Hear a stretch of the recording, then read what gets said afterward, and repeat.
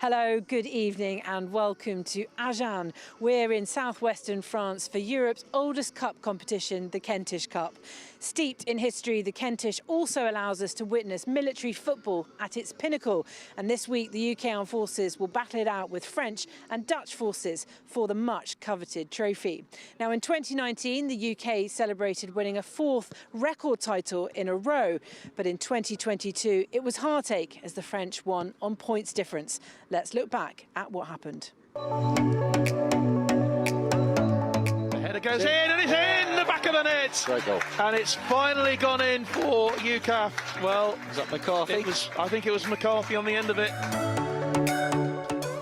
Lovely ball forward, and it's a beautifully headed goal. What a goal. And what a goal from the captain, Kerr. Brilliant. That was a beautiful move.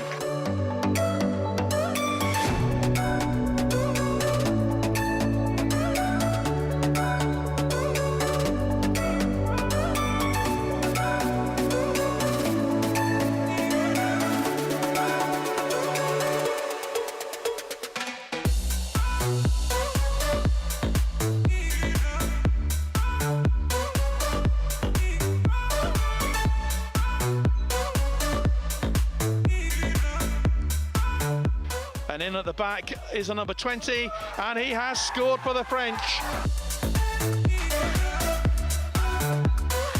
Kerr. Great shot and a great goal!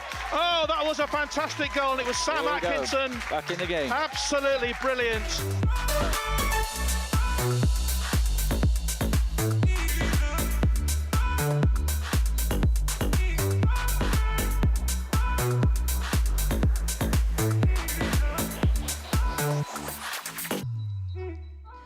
Now, last week, we spent some time with the UKAF team as they held a training week at HMS Temeraire in Portsmouth. You can tell by speaking to the team and the staff how much this competition means to them and how determined they are to bring the cup back to British shores. Okay, once gone to that, we'll then go into the pattern activation that we'll be using, okay, for next week.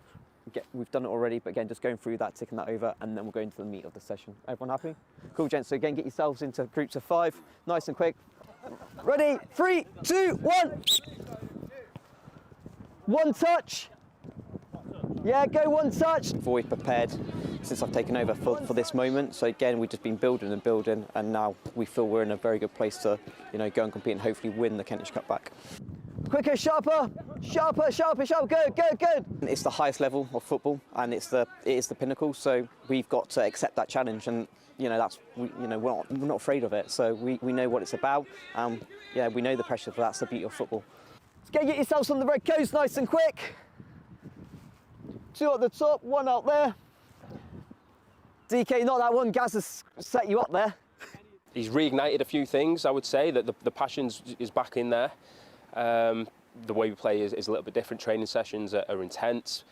I think it's changed bits as the players have come in as well. We've changed a little bit to suit the players that we've got available. But I think the theme that we've had throughout and is there, and it will always be. As servicemen, it should be there anyway, without sort of any provocation. British soldiers, airmen and sailors, we need to be hardworking, and that's the minimum we expect from those 3 services. So that's the first thing. Again, we want to be on the front foot. So again, go and be aggressive in moments, but also we want to play football, but we've got to earn the right to play football. We've got players that play 23s football, senior football, and some been here for a while, but it doesn't matter. You've earned the right for a shirt, you've earned the right for this place. So again, I don't think you need any more motivation really than representing your country. Second ball in as soon as they're in the middle. So again, let's start speeding it up now, gents. Good. Tommy, straight in, Tommy, straight in, straight in, straight in. Yeah, yeah. We've been really successful over the years, and no one likes losing. We're not putting all this effort in to go and lose. We're putting all this effort because we want to put ourselves in a position to win, and that's what we're at. We're winners. Also, we've looked through all the footage. We sort of have a couple of ways that we will play against, we'll try and play against them. We would like to dominate football, on the ball, but again, like I said, you've got to earn the right to do that. It's just because if you've got the ball, you're not running around as less, and obviously we've got a day off game, so again, it's managing that fatigue as well. This time round, given the way that the French were, how they celebrated, it does add that extra little bit of spice, and going over there, I think if I'd have chose, if you said to me, do you want it in England this year or in France, I would have said France, because to go there and win it will be amazing. Once you go on one side, make sure you go to the other side, so getting that movement off the cone. Start fixing the passes in now, gents. No sloppy back. Get your movement. We're all in one, so since I've taken over in May, we've had this, and we've been building and building. Everyone knows the vision that we've got, and we're all sort of on a train and going on that journey. So, yeah. We are jovial and we have a laugh, and we are a sort of band of brothers, if you like, off the pitch and on the pitch. But when it comes to boots on in training, as you'll see later, it's game day mentality and it's preparation. There's no messing about when we get there. It's almost time for kickoff, so let's get excited for the UK Armed Forces against the French forces in this year's Kentish Cup. Let's join our commentator extraordinaire, Monsieur John Knighton. Merci beaucoup, Mademoiselle Brazier, and a very good evening to you from a place that we've not been to before here for Kentish Cup football. And for a competition that dates back to 1921, the Kentish Cup is wearing pretty well. This is the 90th year that it's being competed for. Yes, we're here at Agen, a place that's produced more than its fair share of sporting stars over the years. Aymeric Laporte, a household name perhaps, particularly if you support Manchester City, of course, with their fantastic championship success over the years, in the last few years in the Premier League. And of course, rugby legend as well, Philippe Sellard, to whom the sporting complex that we're actually based here is named. And we hope to be talking to Philippe maybe at half-time here tonight, because he supports so much sport that goes on in this area. But the town is proud to be hosting the 2023 Kentish Cup. And in this opening fixture, the French military team, who of course won the trophy by goal difference last year after 4 years of domination from UKAF, are hoping that they can maintain it. UKAF, of course, have rather different ideas, don't they? They're desperate to win the trophy back.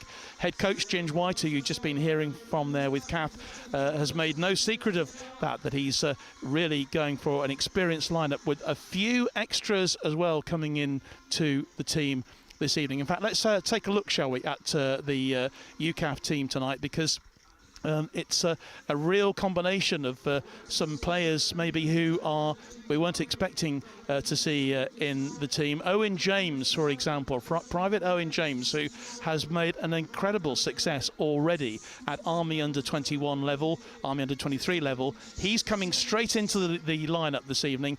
And Jack Wright, now we all know about Jack, of course. This will be his first Kentish Cup. He has never competed before, of course, in the Kentish Cup competition, has Jack, but the Royal Navy's Young Sports Star of the Year this year has already cemented his place in this lineup. But there's also lots of experience there, of course. You need no look further than Danny Kerr, who's experienced a victory in the Kentish Cup before. And, of course, Jake Gosling, an absolute playmaker, brilliant performer. Mark Drysdale as well has got plenty of experience at this level. And Phil Bright as well. I think that he made his debut in the Kentish Cup this time last year. So that's the UKAF side as well. A good lineup with Christian Pollock-Brigg in goal this evening. As far as the French are concerned, well, their team, their head coach Francois Petit, he has 6 players in his lineup who have experienced the competition last year, experienced victory. He was saying to me earlier that his side has been somewhat depleted because of operational commitments and also injuries. But Rafael da Silva, the goalkeeper, and also Joanny Jason, number 4 for their team this evening, along with Dunyamia and Destiny. We're all about Vincent Destiny and Brandon Moenza as well. He was there last year wearing number 9 this time, and also Jonathan Lesage as well wearing number 20 this evening from their squad of 18. So plenty for them to choose from, and I can tell you that there's an awful lot to play for this evening. And it's my great pleasure to welcome alongside me this evening the manager of the Dutch side, who are obviously playing their game on Wednesday night against UK Armed Forces. Chris Bachhausen, who is the detachment commander. Major Chris Bachhausen is joining me this evening. Chris, a very good evening, and thanks so much for joining us tonight. You can have a bit of a spying mission, I guess, on both teams this evening, but also giving us your independent view, perhaps, of this game. What sort of match are you expecting tonight? John, thank you for the honor to do this. I expect a very intensive game of 2 good teams who will try to win. So they are in the advantage of playing against us.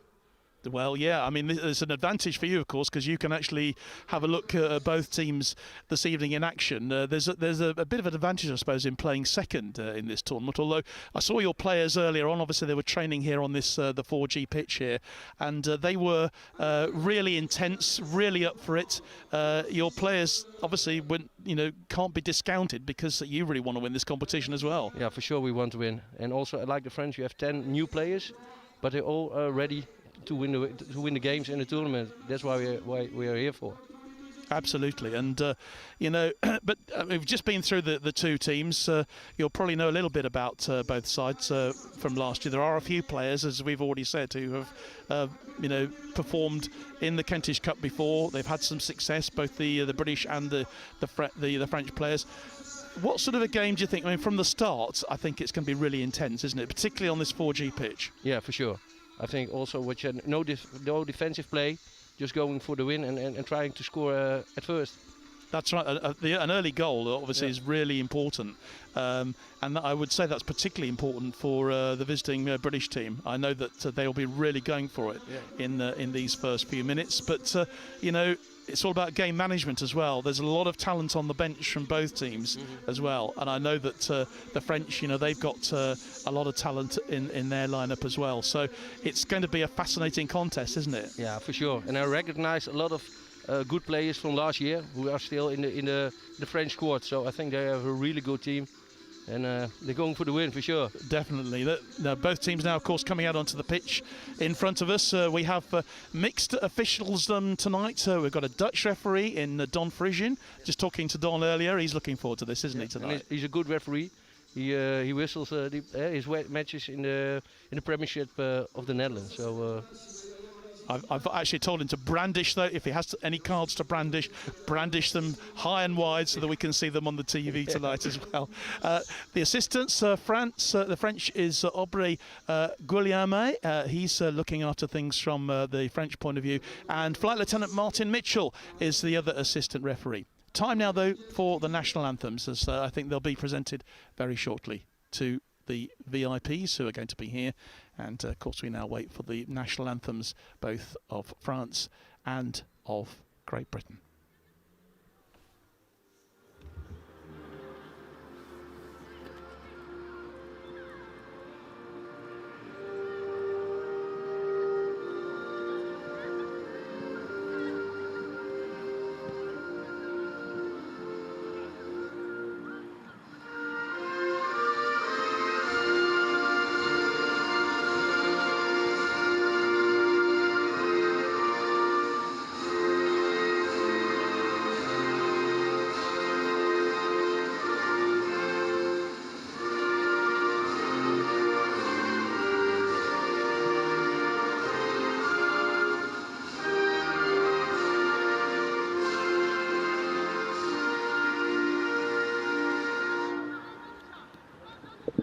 On peut les applaudir. Et on va donc maintenant la Marseillaise pour l'équipe de France.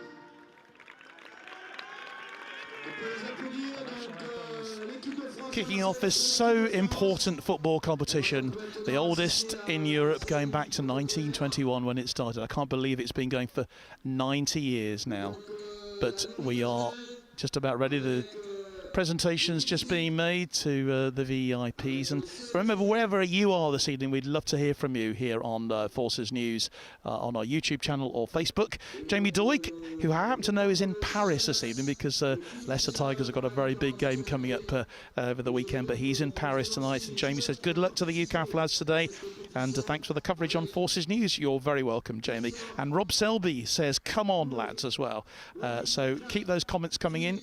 We would love to hear from you throughout the course of this evening.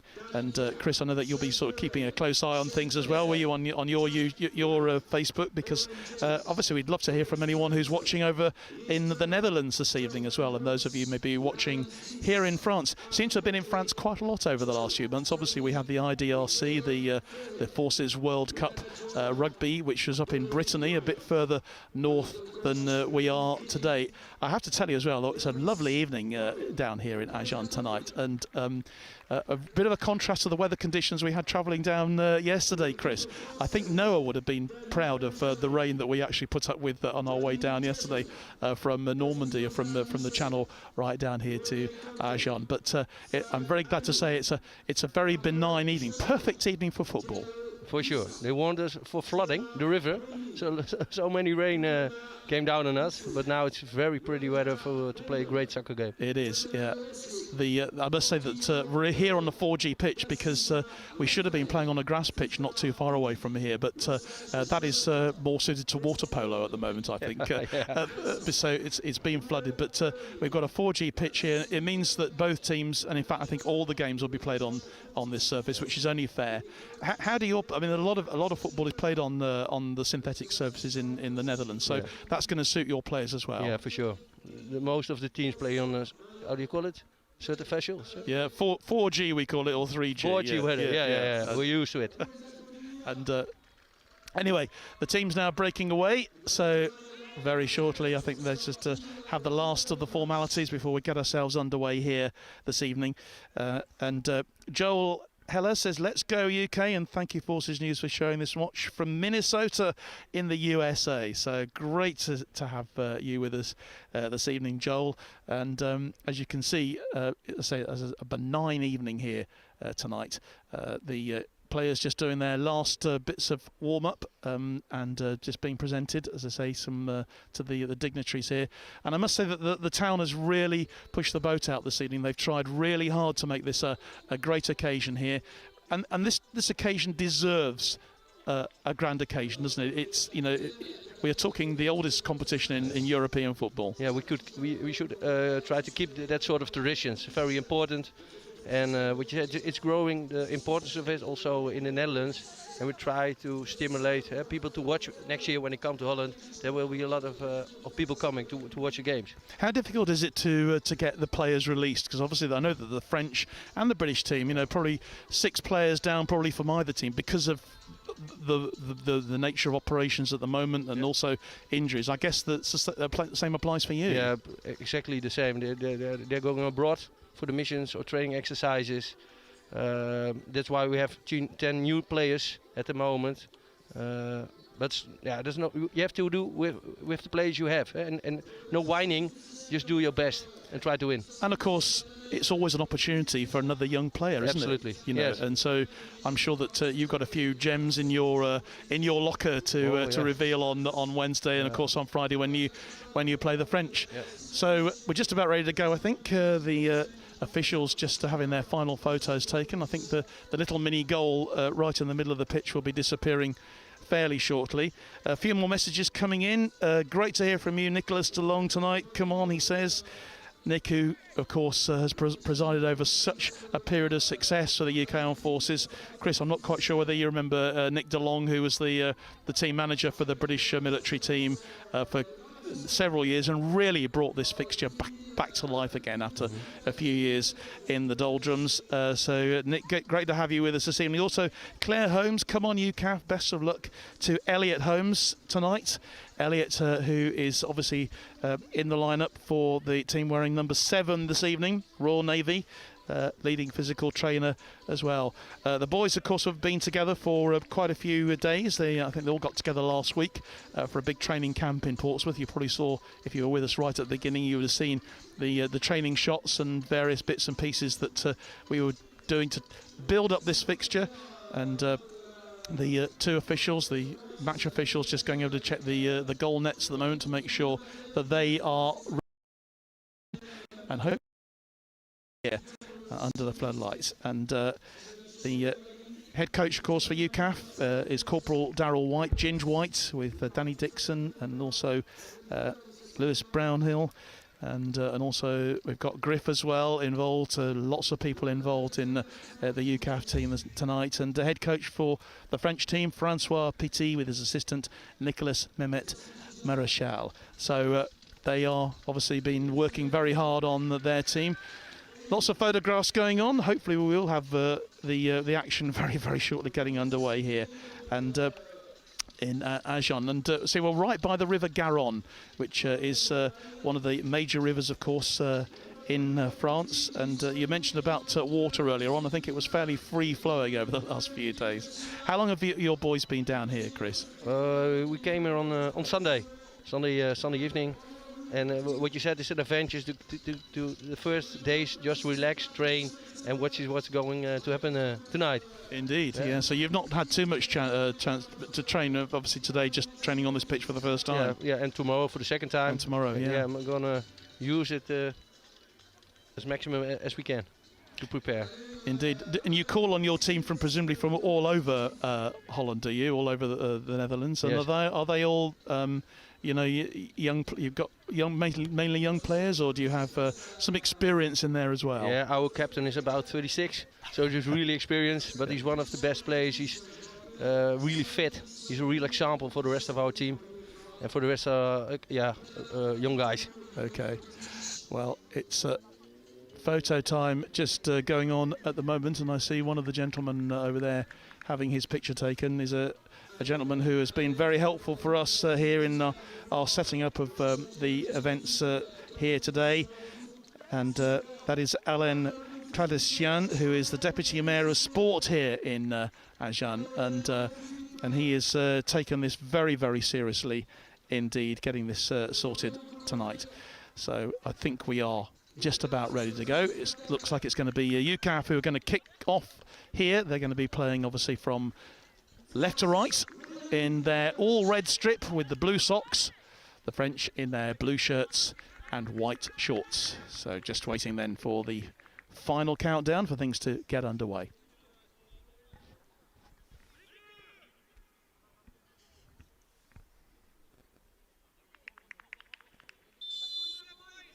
And away we go for the start of this Kentish Cup game. First one of the new season. Phil Bright getting in there immediately. And good work by Sean Thompson. Some of these experienced players are going to be really important, but we're keeping a very close eye out on Owen James tonight from the Army. He's wearing number 20, but he's up front for UKAF, but it's the French now who have it in the middle of the field with Dramigna. Bright across the field. Good early touch for the UKAF team.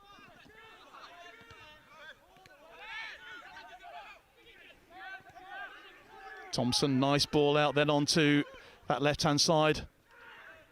And the cross comes in from Phil Bright, just doesn't quite have the direction that he wanted. So the ball safely in the hands of Rafael da Silva, who is the French goalkeeper.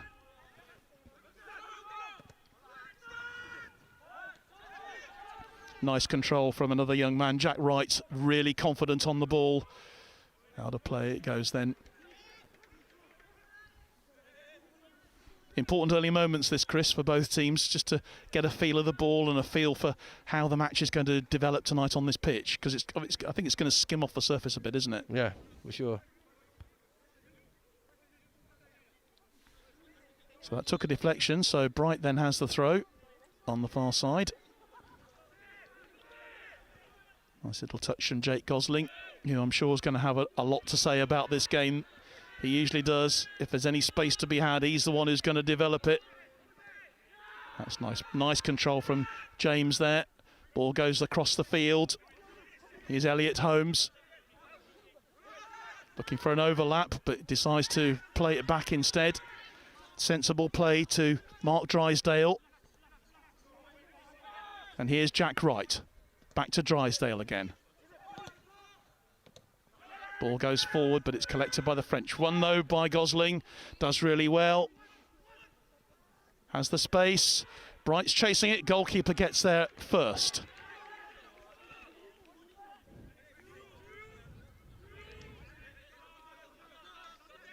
So first couple of minutes then, UKAF showing their intentions. Nice control though. Brilliant control then from Jabello. He still has it. Ball goes out, but that'll be safely into the hands of Christian Pollitt-Brigg, 28-year-old from the Royal Air Force, making that position his own this evening. Bright in field. And here's Danny Kerr, the captain. And that is a free kick. Referee not liking that challenge there.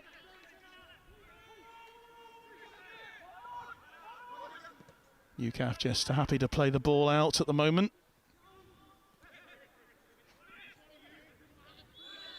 And that's again great work from Owen James. He's only really come into the side, came on as a substitute in a friendly just a few days ago, and in the last 10 minutes scored a hat-trick. Elliot Holmes chasing this one. Keeps it in. Nice support. Here's Gosling on the edge of the box. Opportunity for UKAF. This is a great run forward. And Brodie Gray. The goalkeeper has it. And quickly the French can break out there with Vieira. That's an interesting name to conjure with, isn't it, Chris? Vieira. Yeah, it's a famous soccer player and a very good one. Definitely. I hope he's not that good at the moment. Here's Quinton Brummer, wearing number 17 this evening. He plays it back to his goalkeeper.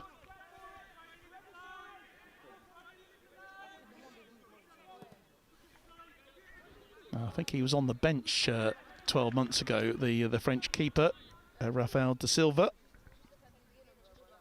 But made the starting 11 tonight.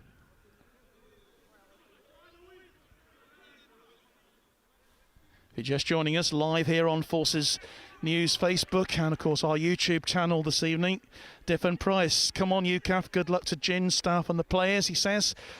Diffin, of course, he was the team manager this time last year. And Gillian McCormick says, best of luck boys. And a message for you, Chris, from Nicky A. Yeah. Says, well, he says it in Dutch, so you can read that one. He says I'm doing well. You are? Yeah, he's one of our regular players.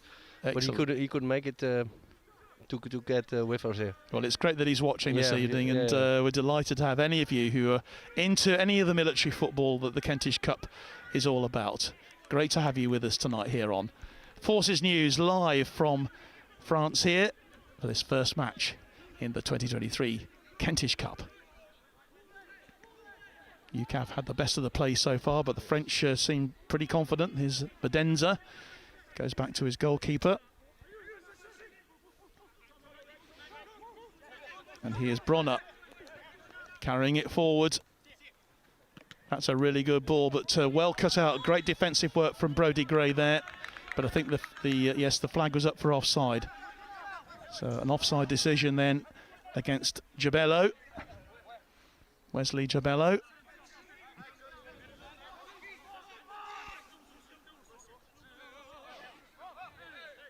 So UKAF then will take the goal kick. It'll be the free kick rather. Christian Pollitt-Brigg, who has joined us as a co-commentator before for the Inter-Services last year when the Army played the Navy at Aldershot. But on football duty tonight. Nicely headed on. It's collected by the French as they bring it forward now. That's a really good ball. Goalkeeper does really well, does Christian Pollitt-Brigg. French player down. Looks like it could be Maden, and it's actually Dunimar who's down on the edge of the box. I don't think there was anything in that challenge, was there, Chris? No. There, I think it was a fair challenge, yes. but and he had to go for it. But unfortunately, the Frenchman came off worst. So a little bit hurt on the chest, so he can go play on. So what do you make of these first few minutes then? I thought the English were in the beginning a bit more aggressive, more going forward, but now it's more equal. Yeah, the French team have certainly settled down here. But this first goal is going to be absolutely vital here.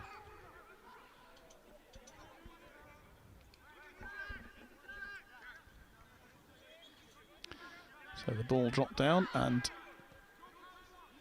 it's Drysdale there.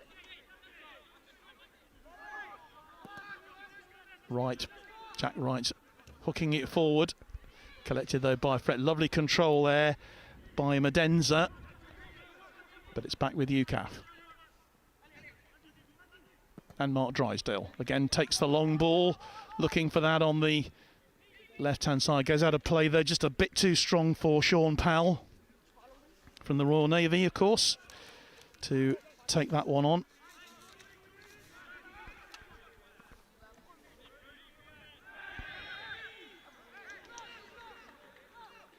Throw goes then to UKAF. So you can see the dugouts are absolutely packed over there, Chris, aren't they? There's not a lot of space over there. No. But it's nice to see that there are people watching the game. I think they're all getting chummy with each other. Yes, and a good turnout here. Nice group of supporters that come to cheer the teams on here. I'm sure they'll be mainly cheering, of course, for the French. But if there's any expats in this area, get yourselves down here tonight to watch the game. It's been well publicised locally, actually, right across the region. Yeah, which is good to see. This tournament needs a crowd to watch. Yeah, it does. You can always tell if the crowd outshouts the players. That's great control there from Drysdale. He's really impressed early doors in this match. The ball back in French hands. And here's Bronner.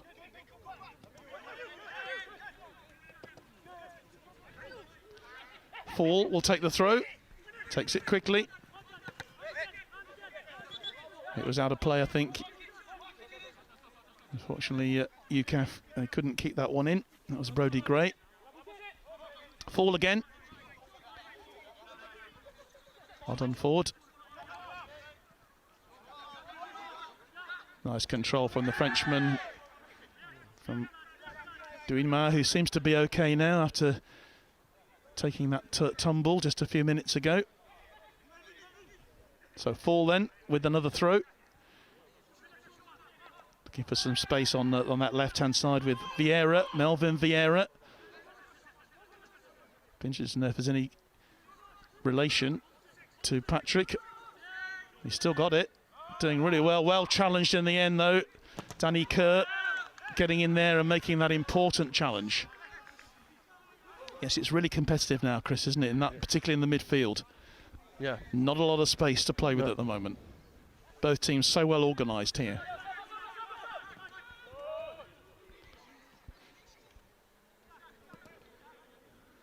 Pollitt-Brigg plays it wide. It's again just a little bit too far for Sean Powell to collect. He's from Bilthwells, 24 years old. The French going for a shot.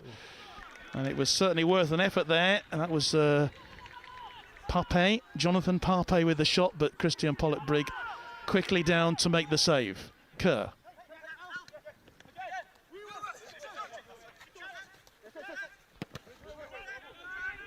The safety then from Jabello, back to his goalkeeper, but that was a little element of danger there into the French half. They have it though. Just slowing this ball down. Good challenge from Kerr. Going in as well as Gosling. And this is a great opportunity then for Holmes. Goes for a right shot and it's just turned. And it came actually off a UKAF player, so it's only a goal kick, but that could have gone anywhere, Chris, that one. Yeah, it was a good chance, a good action. And really good pressing as well. Yeah. A great press from the UKAF team. It was a combination of Kerr and Gosling getting in there, making the challenge. And it was really well played with great work then. It could have gone anywhere. And in fact, I think it went actually off Owen James in the end. He could have easily deflected it into the net. Yeah. A little bit of luck and it went in. It went in. Bit of luck for the French. That's a really good challenge again. The referee says it wasn't a fair one. So Don Frisian making the decision there. I'm sure that Elliot Holmes will say it was a 50-50. But anyway, play goes on. 0-0 in these first 15 minutes or so, 12 minutes. French with a chance though. Offside has gone up. The flag has gone up already. And I'm really pleased to see the offside flags going up quickly. It's nothing more irritating in our professional game in England when it can take ages and ages for a flag to go up for offside. For sure. You, when there's play, you run as fast as you can and then you get the flag. It's very irritating. But a lot of people also find the VAR very irritating.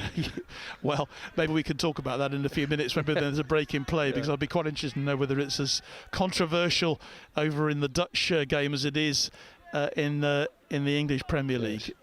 I have to say, being a supporter of a team who are outside the Premier League at the moment, that I love watching a game without VAR, but there you are. Well, that's going to be a chase in vain there for Wesley Jabello.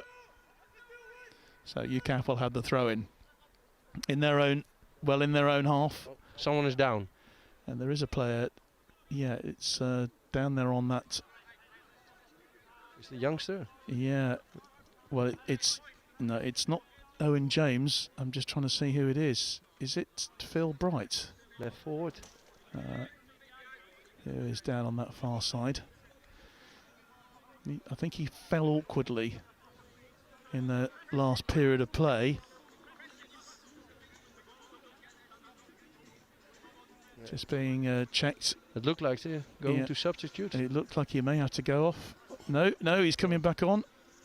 Actually, it is Sean Powell who has He's got up and run off and then run back on to the touchline again. So, but it looks like a change is being made.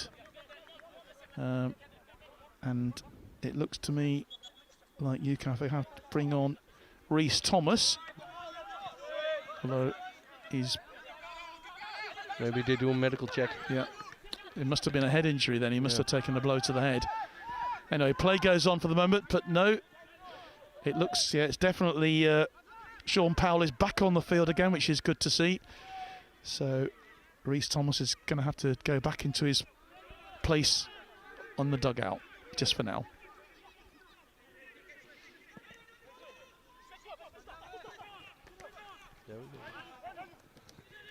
Nice play from the French then with Fall. And that's a beautiful ball across field, collected by Menenza, but well cleared again. Great work from Jack Wright there, who you won't know too much about him, Chris, but Jack Wright has just literally come up through the ranks really quickly of under 23 football for the Royal Navy, and he's almost the first player now on the manager's list Yeah, when he's picking his team. Yeah. It's great, but it's a corner, the first corner of this match, I believe, which is going to the French.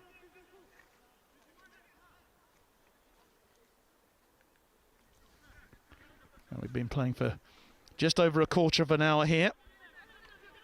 0-0 the score in this opening match in the Kentish Cup.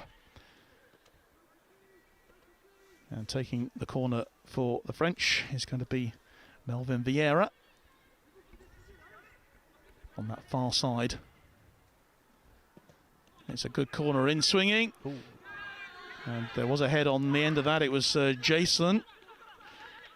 Joey Jason coming up from defence. And if that had been a bit more accurate, it might have given Christian Pollitt-Brigg just a little bit to think about. But it was high and wide in the end. Andy Kutcher's watching. Good evening to you, Andy. The RAF head coach, of course. And Jamie Platts as well. Word for our camera team tonight with their top work. That's Chris and Kath, who are on duty on cameras this evening. And Andy Murphy is saying, come on, UKAF as well. Keep those messages coming wherever you are around the world. We love to hear from you here on Forces News. Here is UKAF once again, and that's a lovely ball through. What a fabulous ball through, and Gosling on the end of it squares it. Oh. And he's going to get it back. He'll take the corner instead, but that was a brilliant ball from Mark Drysdale, just spotted. And if you want anybody to have that ball in the box, it's got to be Jake Gosling. He absolutely knows what he's doing, and it'll be Gosling who'll take the corner on this right-hand side as we watch. 0-0. What can UKAF do here? And on the end of it is big Jack in there, and he scored quite a few goals as Jack Wright for UKAF. He scored one against the Irish Defence Force. Ball comes in again. Gosling can't collect that one though, but danger for the French there, maybe for the first time in the game. But give Jake Gosling an inch and he'll steal a mile, as he has done on numerous occasions. The Gibraltar international, of course. UKAF have it back.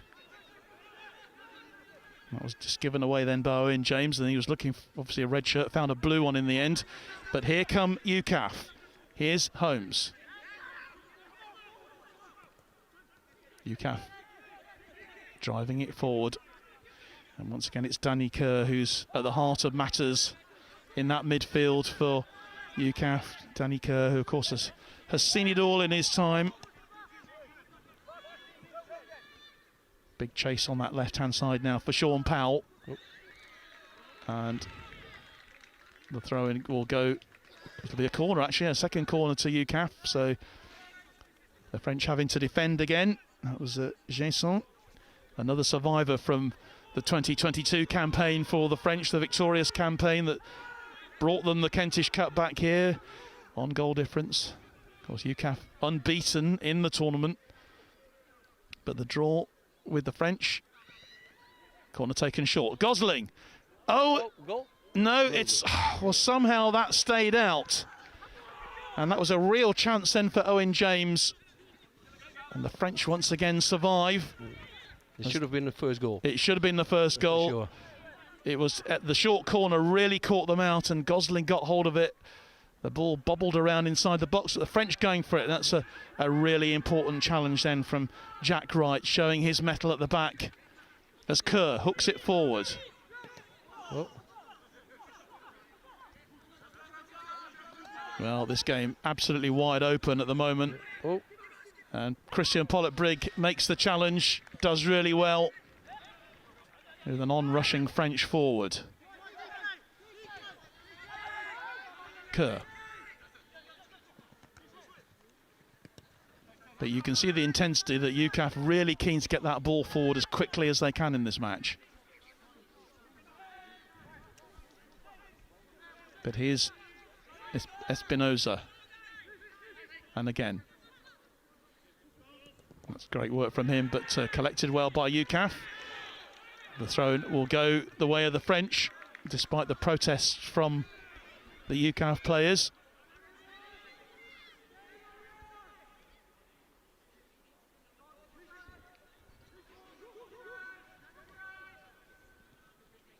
Approaching the halfway mark then in this first half, still goalless between these two teams. That's a lovely through ball to Jabello. Beats off a defender, he's going to go for it! Well, that was a good shot. It was a very good shot. It was high and wide, but my goodness me. A couple of inches lower, and that would have given Christian Pollitt-Brigg something to think about. And it will certainly give UKAF's defence something to think about there, because they can see now that Wesley Jabello is not afraid to have a go. No, and I think they are going to shoot more from outside the box. Which will get chances. Which will actually suit UKAF, I must say. It will suit the UKAF team if they do that, but we'll have to see. Pollitt-Brigg then with the goal kick. Goes long. Good challenge again from Jack Wright. And Jake Gosling chasing it. A bit of a lost cause this time, but he'll run all night if he has to.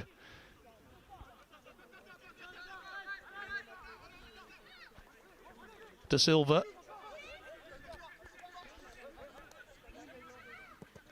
Again, goes long. That's Brody Gray just guiding it back to Pollitt-Brigg. And once again, UKAF will build. And here is Jack Wright. And you can see why he's such an important player, can't you, to UKAF. He's at the centre of everything at the back there. A really great partner for Mark Drysdale. There he is again. Nope. No. That was a free kick, the referee says. And the player down is Melvin Vieira, who's impressed me so far in this game as well. He's been here, there and everywhere for the French side.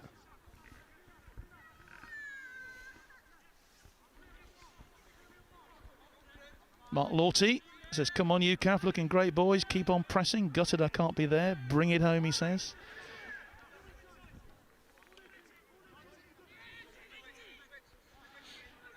So, what about 25 yards out? Something like that for this free kick.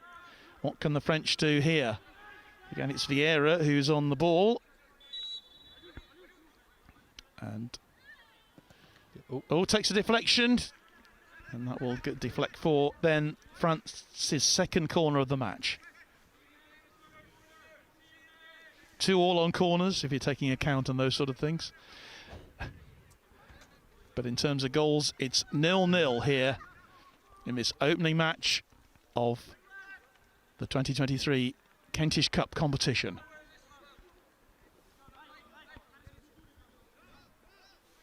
So Vieira, who's been quite busy with the set pieces so far, he's going to take this one, and we know that he can swing them in really well from that right-hand side.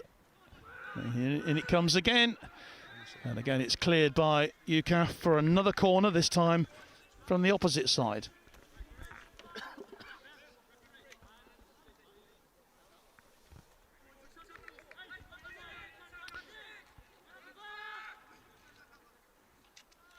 And this time it's going to be taken by Jonathan Papier.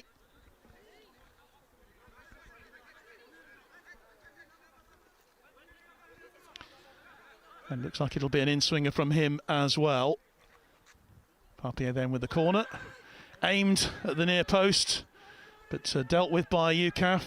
Partly dealt with. I'm not quite sure whether Brody Gray expected that to happen, but it took a deflection off a French player. So UKAF will get the goal kick. And I'd imagine they'll be quite relieved about that. Yeah, for sure. I think the French are the most dangerous in their corners and free kicks. And the English are playing better at the moment, just playing soccer to go for the goals. Well, you can see the French, you know, a lot of their play, you know, quickly getting the ball upfield, long ball stuff, which is not what I expected from a French team, but there we go. It's Fall then who will take the throw for the French. Getting a bit of pace, a bit of power on there. That's really nice control by Elliot Holmes, who's impressed in this game so far. Good challenge from the young number 20, Owen James. UKAF win another throw-in, which Jake Gosling, I think he's going to leave, isn't he? Yeah, he'll leave for Brody Gray to take. Drysdale again goes long. That'll be safely into the hands of the keeper, or will it? Not quite.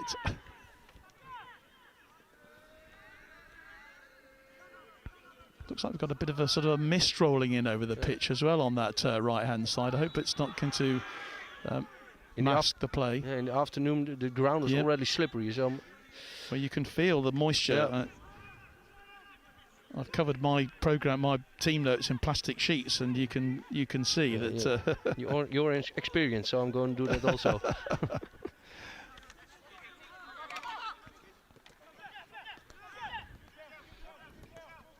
Good challenging then from Elliot Holmes, keeping Jabello out, but he spreads the ball wide onto that right-hand side.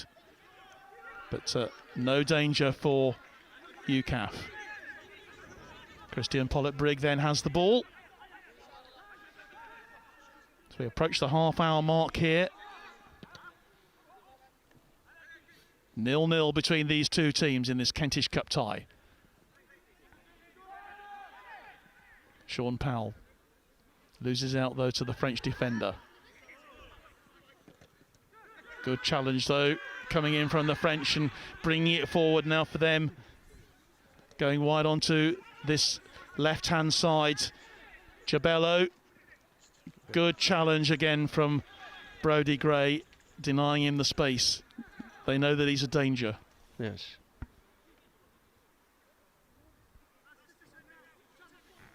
But it's yet another corner then for the French team. It's their fourth corner of this first half.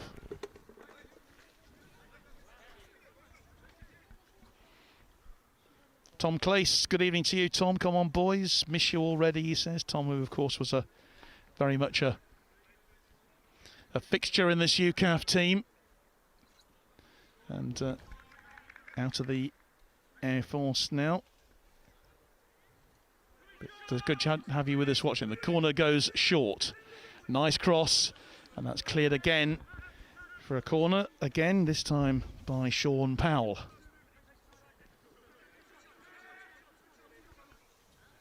So the corner's stacking up then for the French here. As you say, Chris, it looks to be their best opportunity from set pieces. Yeah. You have to keep them away from the goal. And they have plenty of height in there. Look at them all charging in. But again, good defensive work. Again from Brody Gray. He's been kept busy, but really up to the job so far. Another corner for the French. But still 0-0. This time the corner goes long onto the edge of the box. Okay. And a real chance then for Jake Gosling on the break. And look how quick he is. He's really moving quickly. Jake Gosling, this is a fantastic move from him. Takes the shot. Yes, they're going to go. Oh, and it's going to the net. No, oh. It's been stopped. Oh, are they claiming a goal? No, it's unbelievable. Well, that was a brilliant bit of work then from Jake Gosling. And charging through there was Phil Bright. Really made up so much space, and I think he thought he'd got the ball in the back of the net. I thought the same thing. Owen James then. Here's Bright. Plays the ball crossways to Sean Thompson. And again, spreading the ball wide. Patient build-up then from UKAF. So close to that first goal. So close to opening the scoring here. Well, the second time? Well, yeah. Absolutely. They've had 2 great chances, haven't they, of UKAF. But it's still 0-0. But that's real danger for the French team there. Jake Gosling on a brilliant break from him, beating off 2 or 3 challenges and going for goal. The goalkeeper making the save, sort of half making the save, really. But again, this game's spreading out.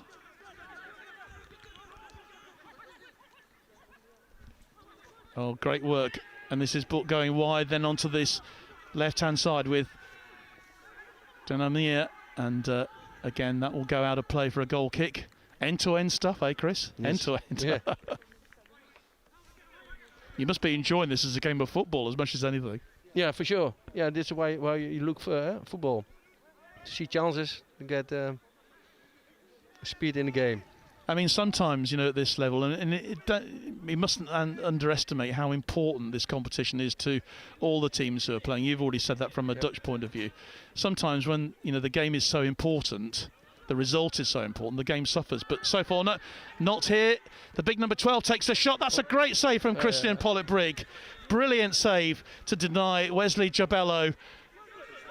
But good defensive cover as well. So another chance, this time for the French. Chances coming left, right and centre at the moment. Here's Vieira. Tries to switch the ball onto the right-hand side. Is that a free kick? It looked like it was a sort of a fair... No, the referee has given the free kick for the challenge. And the man on the end of it was the number 9, Medenza, Brandon Medenza. But I think... no, he hasn't given the free kick.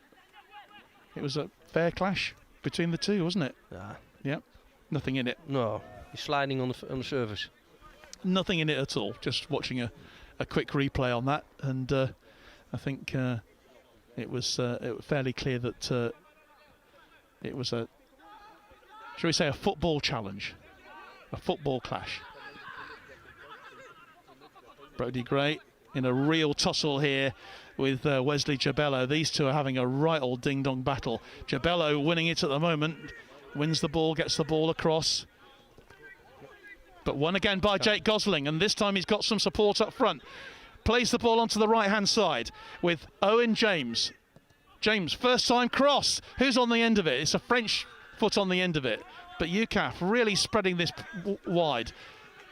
The French bring it clear again. So open, such an open game. This is like an FA Cup tie here.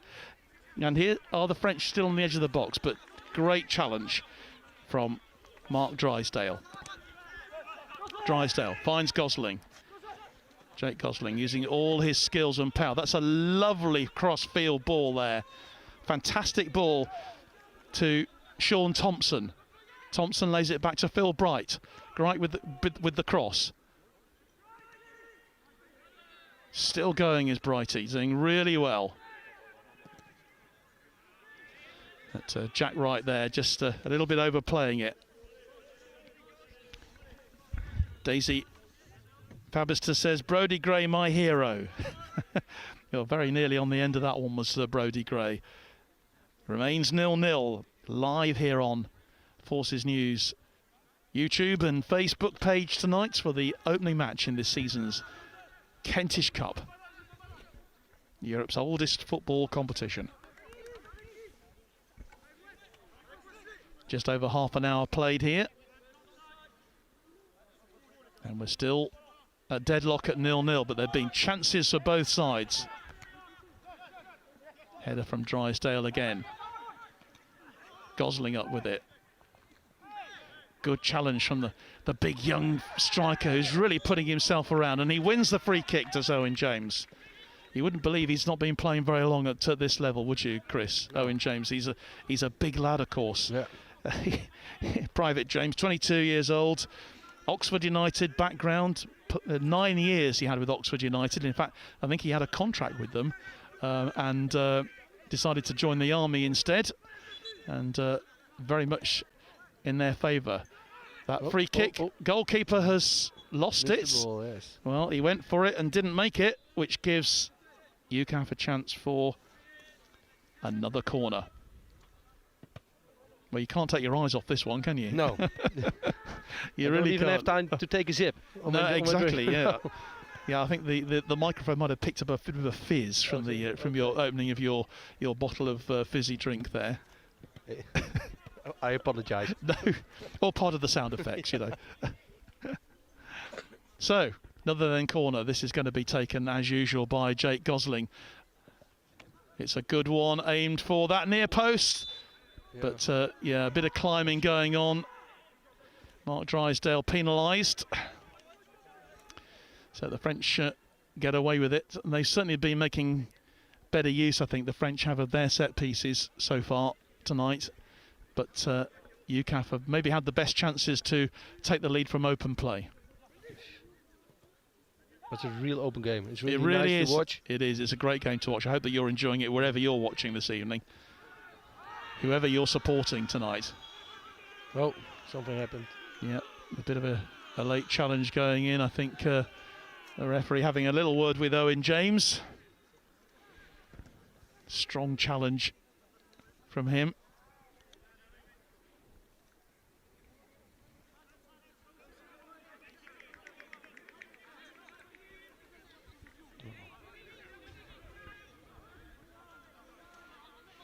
Into the last 10 minutes of this first half here. And it's as tight as we expected it to be. I know UKAF were hoping to get an early goal and take an early lead in this match, which would have really helped them. But so far, the French defence has held out, and the UKAF defence has held out as well. They had the French have had a couple of really good opportunities, and here it is with them once more, with Badenza. Gets the cross in. Oh, that was a bit of a late one. Yeah. The referee agrees. A late challenge there by Elliot Holmes on the number 19 on Unfall. You certainly heard that he felt it. And this is a dangerous situation for UKAF here. 24, 25 yards out on this left-hand side. We know how good the French can be with their set pieces. I just wonder whether this is going to be an opportunity for Melvin Vieira, who has already shown his prowess with the set pieces.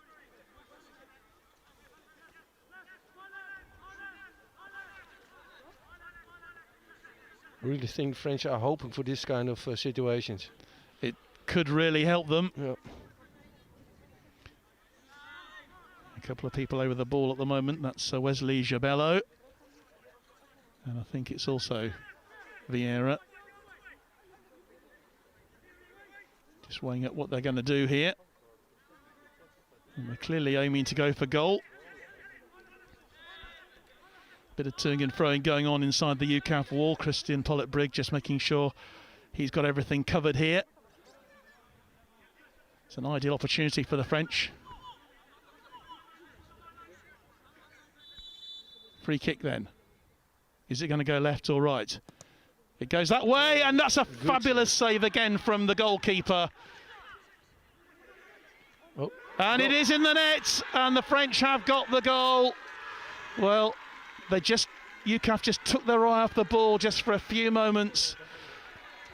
It was a brilliant save from Christian Pollitt-Brigg, making the initial save, but they didn't clear the ball, did UKAF, and the French have made the most of it. It was a brilliant save from the keeper, but again the ball flicked over, back in, and the header coming in for them, and it's the French who have the lead. It looked like Vincent Destinet, who was on the end of it in the end, to put the ball in the back of the net. So the French have the lead, with Destinet scoring the goal on 39 minutes.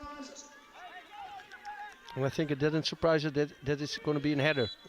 Yep. By the French. And the result of a set piece as well. Yeah. We've been talking about how good the French are. UKAF just not able to clear that.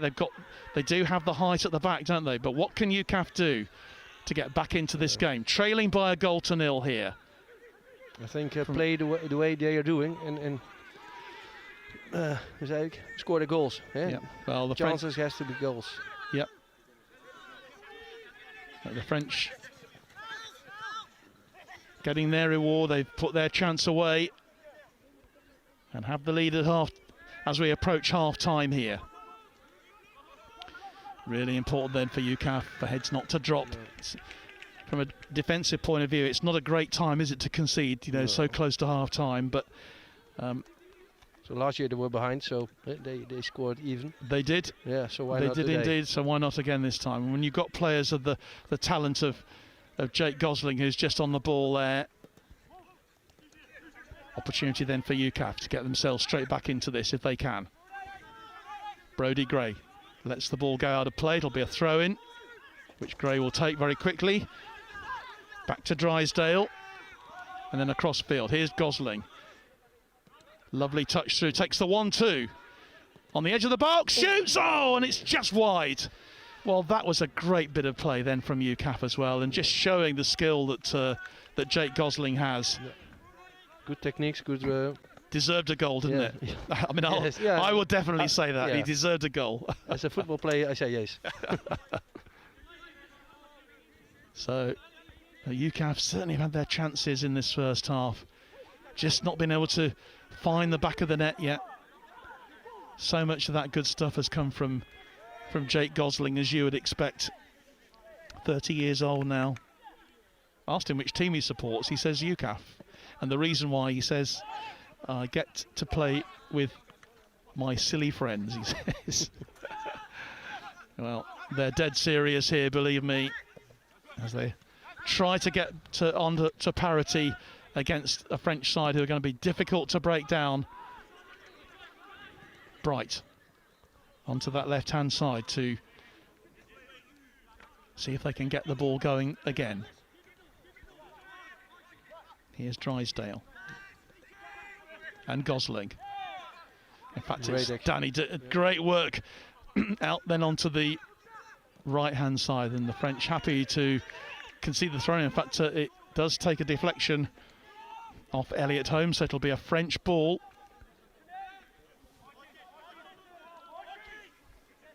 If you've just joined us, well, it's a very close game here. But the French forces do have the lead in this opening Kentish Cup game.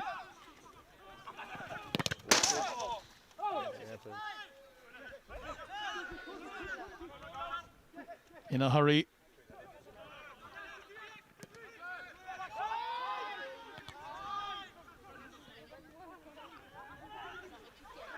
Nice control from Owen James, and he wins the free kick. The challenge from Espinosa was, the referee said, an unfair one. Who's the specialist with UKAF for the free kicks? I think right. Look at someone like Jake Gosling again. He's so good on the ball. He's the man they're going to turn to, I think.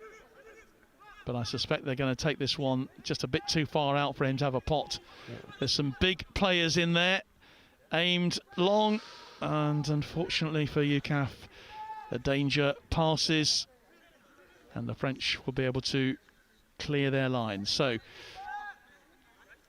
just a minute or so to go of normal time. We've just had a couple of quick breaks for some injury stops, but so far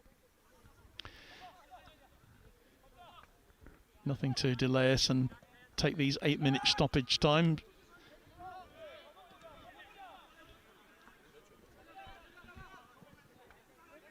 That's a lovely long ball through, but will be collected by Christian Pollock-Brigg.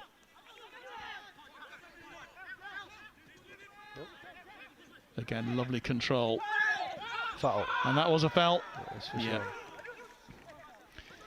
Elliot Holmes brought down unfairly. So Jake Gosling will want to get this taken quickly. The French now got everyone back. I must admit their formation looking good. They're holding their formation well, the French, aren't they? Yes. I think if to beat them, they have to play on the ground, not through the air. Gosling with a brilliant ball across. What can Phil Bright do? He'll win a corner kick. Or is it a throw-in? No, it's a corner. Corner. Yeah, on that right-hand side. Another corner to UKAF. And what can they do with this one? And this time it's going to be Brodie Gray who's going to go over and take the corner kick. It's great work from Phil Bright to win that corner from the long pass over from Jake Gosling. So Gray then with the corner. Headed in and into the... I was going to say into the back of the net. It looks so close there, but in fact it was much wider than maybe we thought. Mark Drysdale with a header on the end of it. But again, you know, they've had their chances, haven't they, UKAF? Had all space. They're so close, you know. They could easily be 2 or 3-1 up. Yeah. But instead they're trailing by a goal to nil here as we move into stoppage time.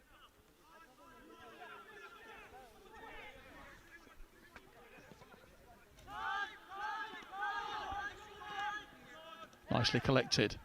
Chance then for just a little bit too far for Owen James to get hold of. But there's opportunities, and UKAF, I'm sure Ginge will be saying to the players as they go in at half-time, look, you know, you've got plenty of opportunity here. You've already been creating the chances, and there's plenty of time to get back into this game. But the French, they look very, very confident, don't they, on the ball? And here's a good example of that with Medenza. He'll square the pass across to Fall, still on the ball. Fall, again, crossing onto that right-hand side. Beats off a challenger, Phil Brights. The ball goes wide. It's going to be another corner to the French. More danger then for UKAF in these closing moments of the first half. They've already shown how dangerous they are from the set pieces. The goal that separates these two sides came following a set piece. And I can't imagine we're going to have too much longer to play. This could be the final action of the first half here, Chris. Yep. Well, not a lot of injuries, so not much extra time. So let's see what happens then with this corner coming in then from the number 10. Headed clear. Good save. Pollitt Brigg decides to punch the ball clear in the end, which he does. And that's going to be a throw into the French. Referee Frisian, Don Frisian, just pointing that we're still carrying on here. Certainly played a goodly number of minutes now of stoppage time in this match. Danny Kerr clears his lines in the end. Another throw to the French. French forces leading by 1-0 here against UKAF in this opening game of the Kentish Cup. Ball out of play, goal kick. We play on. Didn't think we'd had that much stoppage time, but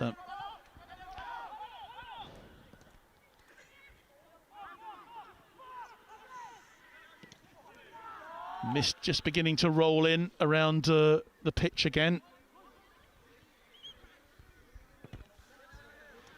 I hope that doesn't become too much of a problem for our cameras to pick up in the second half. We had an Inter-Services Under-23 rugby game last year where we couldn't actually see anything. Oh.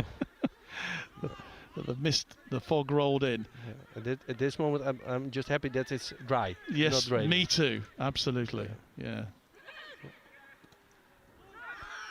Ball cleared away, but the French just really strong in these closing moments of the first half here. They look for a second goal. Fall, a good challenge. Great play from the French there with Jabello. Cross goes in, and that'll be yet another corner to the French. I make that their 8th corner of this first half. UKAF having to defend then. Trailing by 1-0. Jonathan Papier is in no great hurry to take this. As he strolls over. UKAF then need to keep their defences up here. Really can't afford to concede a second goal at this stage. Corner comes in, brilliantly headed clear, and that was Danny Kerr who got the clearance. And that indeed is the half-time whistle. Well, it's been an excellent first half, Chris, hasn't it? A real game, and I think it could have been a draw at the moment, and even the English could have gone in the lead. They deserved it. Well, I think Ginger White will be disappointed that his players are trailing here and they haven't been able to put those chances away. They've come very, very close. But half-time, it remains 1-0 to the French. It's John Knighton here with you this evening. And great to have Chris Bakkerhuizen as well joining me from the Dutch military team. We'll be back in plenty of time for the second half.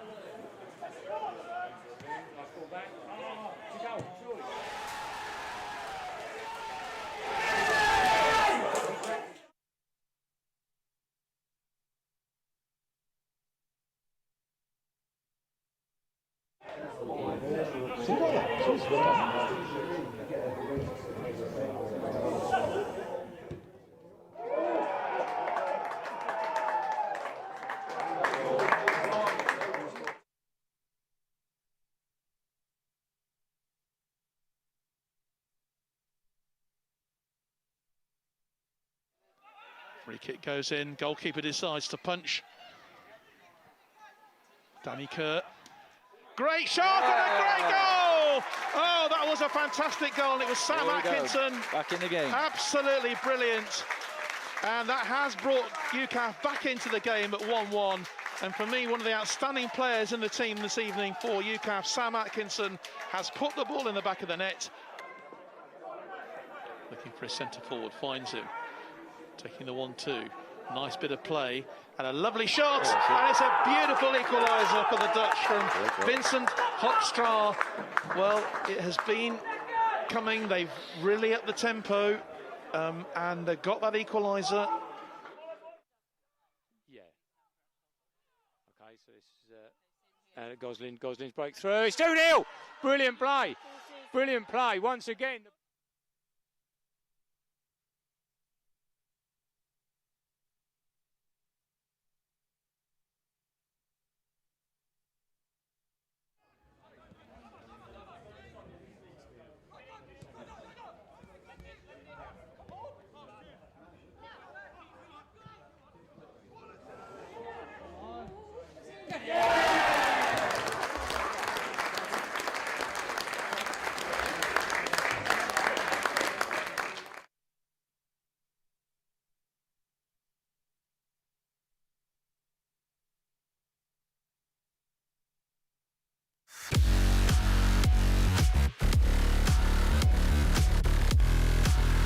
Hello and welcome to Courses Sport.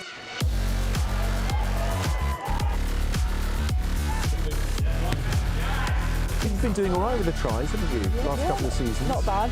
Yeah. Amy Cockade, as always, a real pleasure.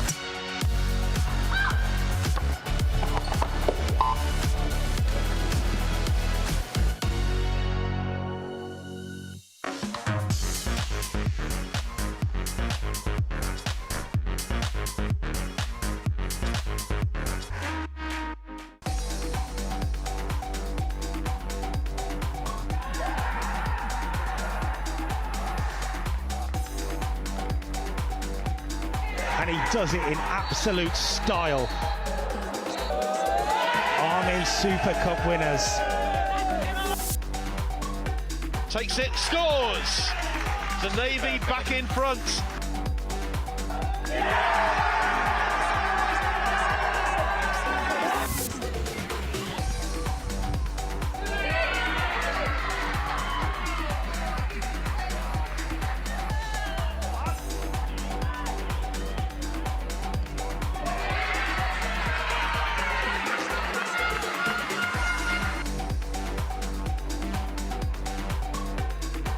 Kit Wilson with a final say here.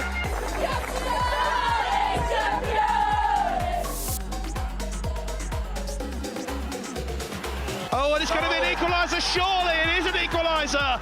And would you believe it's Brodie Gray who's got on the end of it.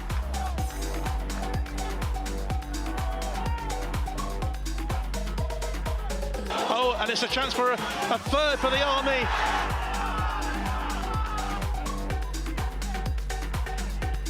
And that's a great shot. And it's in the back of the net. Well, what a cracker.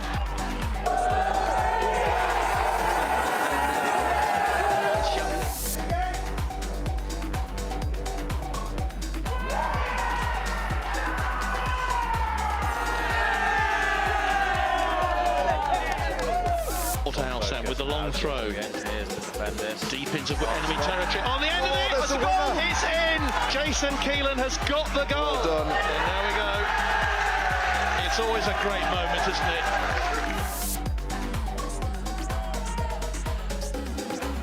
Pretty clear, but and a real opportunity, and it's in the back of the net, and what a start for RAF Boomer.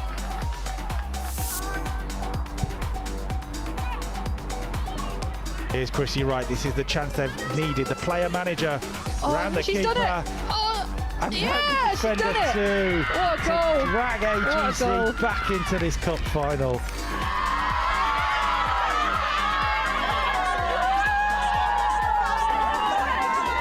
We will see he's on the ball right now, but he's lost out.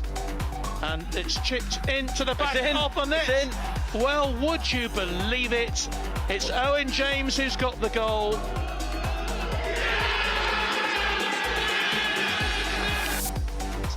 Yeah, onside is more.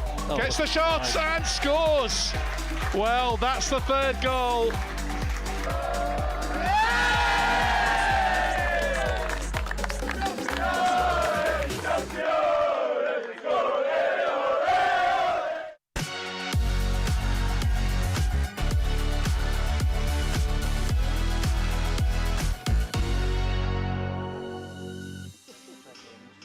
I'm delighted to be joined by a couple of local legends here. Alain, you were originally, I know, from the north of France, but you've ingrained yourself into life down here in the southwest of France, in Agen. And of course, an Agen local and sort of legend, Philippe Sella. Granted, you're at a football match, but you know, you still enjoy every sport that happens here in Agen. Yeah, I like all the sports.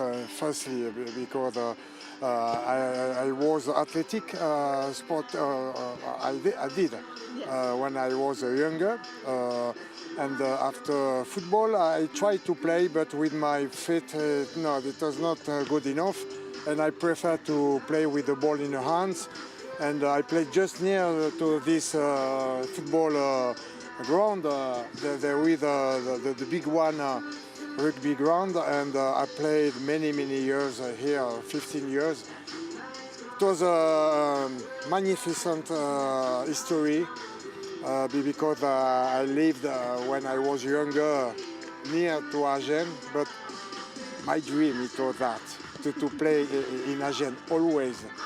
Why? I don't know. And after, I don't know if you know that, but I played 2 years in London with Saracens, and it was as well another one story, but a very nice story as well with Nigel Ray, with all the rugby players, and I spent a good time in London because here there were 35,000 people in London, 3 million or 7 million, I don't know. And it was totally different, but I like the both lives like that. Well, Alain, it must be amazing to have a local legend here, but you know, you've, like I said, ingrained yourself into the community here. It's all your responsibility, sort of, was it deputy mayor of sport or something? So how brilliant is it to have, you know, the forces competition here as well, the Kentish Cup? The army base is in Agen is now for a couple of years is one of the best in France, and that's why they are giving them a lot of, high-level competition.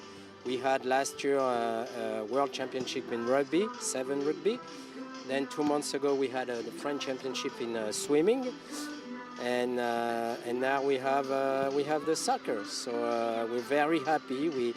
We did a lot of rehabilitation of our equipment, and when the French team came to visit, in 10 minutes they said, "Wow, we're coming here."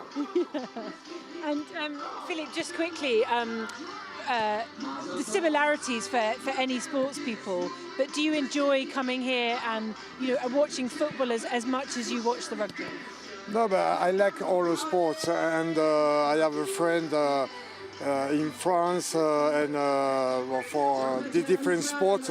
Really, the sport is something amazing, because on rugby, of course, we know a few opposite players and the player for Argentina, of course, but as well another sports like football, and with Michel Platini, with the different players they play for the French team. I spend the time with them. It's fabulous. I tried to play soccer, but it's quite difficult. Played with Zinedine Zidane once. Yeah. Yes, he did. I play with because I play with one team. They played a few games to fund money for the foundation. And with Zidane, I played in Marseille, but I played with Papin, JPP. He's a legend of French soccer as well, and it's just marvelous for me, because I was running a lot on the pitch, but not touching the ball a lot, because it was quite difficult. Well, look, gentlemen, it's a real pleasure to have you both. A quick prediction at half-time for where this game's going to end up. Alors, from what I know, I see that the English team is a good team, but they played very well the 15th minute, and I think they're going down and down and down. Okay. And I see 1 or 2 other goals for the French team. Sorry. 3-0 you're going? Yes, sorry for you. Philippe, what about you? I wish the French military to win the game, because we are at home. but it's not made. Alain said, France come better and better. Be careful about that. Be careful, because I don't know, maybe enough soccer to analyze the first half. But just go for a score. It's one game for me, 50-50, really. And happy to have a 1-0, but be careful. There's a Frenchman sitting on the fence. Gentlemen, thank you very much. Enjoy the rest of the game. Thank you.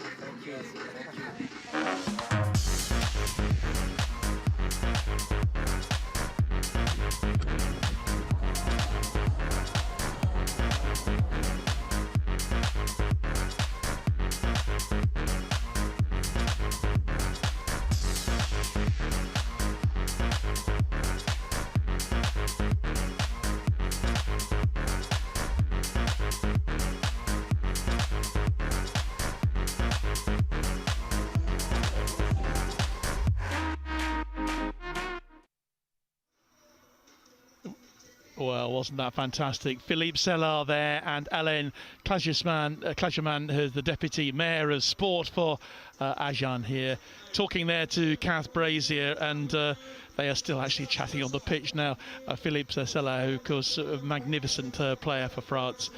In the other game, the rugby game, and this town very much a rugby town as well. In fact, just away to our right-hand side is the magnificent stadium here, where the local team play, and pull in regularly around 14,000 supporters for their home games. And Philippe Sellard, absolute legend. The whole area, this whole complex, sports complex here, which dominates this part of the town, it absolutely is in his name now, because he is their greatest sporting hero. So lovely to have him on the show tonight, and I know those of you who maybe support Saracens particularly will be absolutely delighted that he's been able to join us this evening.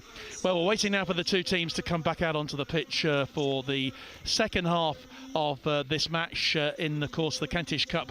And the half-time score, UKAF trailing by 1-0. they were unfortunate. UKAF in many ways to concede the goal. It was a superb free kick, brilliantly saved by Christian Pollet-Brigg, but the cross came back in, the French quickest on it, and it was Vincent Destene who got the header to put the ball into the back of the net. We've got unfortunately, we've got a bit of a mist rolling in at the moment, and we're hoping that it'll stay away, and we'll be able to carry on bringing you the second half. The two teams, just about, I can just see them in the far distance. They've got quite a distance to walk, actually. It's probably one of the longest tunnels anywhere in football, but they do have a long way to go, and so. They're just coming out onto the pitch now. The UKAF subs have been on the pitch here at half-time, getting themselves ready in case they get the call. But so far, that has not come.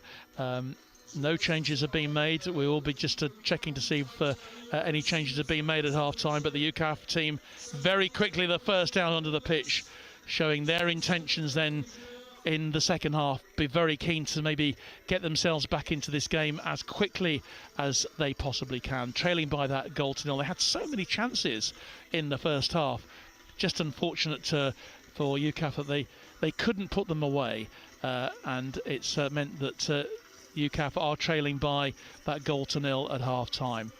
And thanks to all those of you who've been in touch with us this evening. Angela Parhill tuning in from Preston as always. Good luck to the UKAF lads, especially Brighty. Of course, yeah, he has his own fan club, doesn't he? Who regularly joins us here when he's playing. He's had a good game so far as well, making the family proud from Auntie Angela and Josh as well. And Brodie Gray, my hero, says Daisy Fobister. I think we've mentioned you, Daisy, already this evening, but no harm in mentioning you once again. Still no sign of the French team. They're obviously being kept in there by their head coach, Francois Petit. But the UKAF boys very much out onto the pitch in double quick time as they prepare for the second half. And maybe this is just a bit of, I don't know, is this a bit of kidology from the French to make the British players wait? Who knows? Scott McCarthy says, come on, UKAF, in the second half. Well, joining me back out onto the pitch here, our commentary position here by the side of the pitch this evening is Major Chris Backhausen, who is joining me once more. And Chris, great to have your comments for that first half. If you were UKAF's manager at the moment, and of course you're very much the Dutch team manager, but if you were the UKAF manager, what would you be saying? Would you have said to the players at half time, trailing 1-0? That there are a lot of chances to win the game. Just playing the way they were playing, they had a lot of chances. They just have to score them. And to keep the French away from the goal, it's more easier said than done. Yes. But they are very dangerous. We would say the French Air Force is very dangerous, if you know what I mean. So keep them away from the goal and go for your chances. They are. I mean, we're still waiting for the French to come out onto the pitch now. As the mist really rolling in, and we're hoping that it's not going to damage play here and mean that we can't pick things up with our cameras. We will do our very best, of course, but not a lot you can do about the weather, as we have been finding out while we've been down here in this part of France. And Agen is obviously right by the River Garonne, one of the biggest rivers in France, so they are very much party to mists and fog, you can probably see. I think that the French are keeping us waiting, aren't they? Yes, they have a lot to talk about. I mean, you know, if you were the French manager, you'd obviously be very pleased to have had the lead, but UKAF, as we said, could quite easily have been in front. They've had some great chances and some great goalkeeping, actually, from Rafael da Silva has helped to keep them out. Good defending as well. And UKAF will probably feel a bit deflated that at least one of those chances didn't go into the back of the net. But the French, I think, the officials are now coming out onto the field. And I think there are some French players now emerging from the gathering gloom, and they're now onto the field now. So hopefully we'll be underway fairly shortly for this second half before the fog rolls in too much more. But it's been a very moist evening. In fact, there's moisture all over our equipment here as well. So hopefully we won't get electrocuted by it. I don't think we will. Oh, that would be very sad. Well, absolutely, but I don't think it's going to happen. But the UKAF boys have now had to be doing a bit of a warm-up on the pitch as well, which they probably weren't expecting to have to do, and the French just gently trotting out then for the second half. It's not often that the officials get out before the players, so well, I'm sure that that Don will have something to say about that, won't he? Don Frisian, the referee. Yeah, we can ask him afterwards. But I think he's whistling a good match. Definitely, yeah. I think he has done a good job so far. In fact, all the officials have as well. Yeah. It's not easy, of course, when you have officials who don't speak the same language. And you know, we've obviously got Martin Mitchell from the Royal Air Force, Lieutenant Martin Mitchell, who is running the line as the assistant referee for the British, and also Aubrey Guilban for the French. I hope I pronounced his name correctly. I apologise if I haven't. But we're just about ready to go. Andy Kuchar, great coverage from all the team here tonight. All the best to the RAF and the UKAF lads, says Andy. I haven't seen any real changes in the UKAF team. Just looking around, can't see that Ginge has made any alterations to the team. So he's obviously got loads of confidence in his boys, and why wouldn't he? Just one goal can make all the difference. It could just transform this game. So I think we're just about ready to start the second half then. UKAF, remember, wearing their all red strip with their blue socks, and they're kicking from right to left in this second half, trailing by 1-0.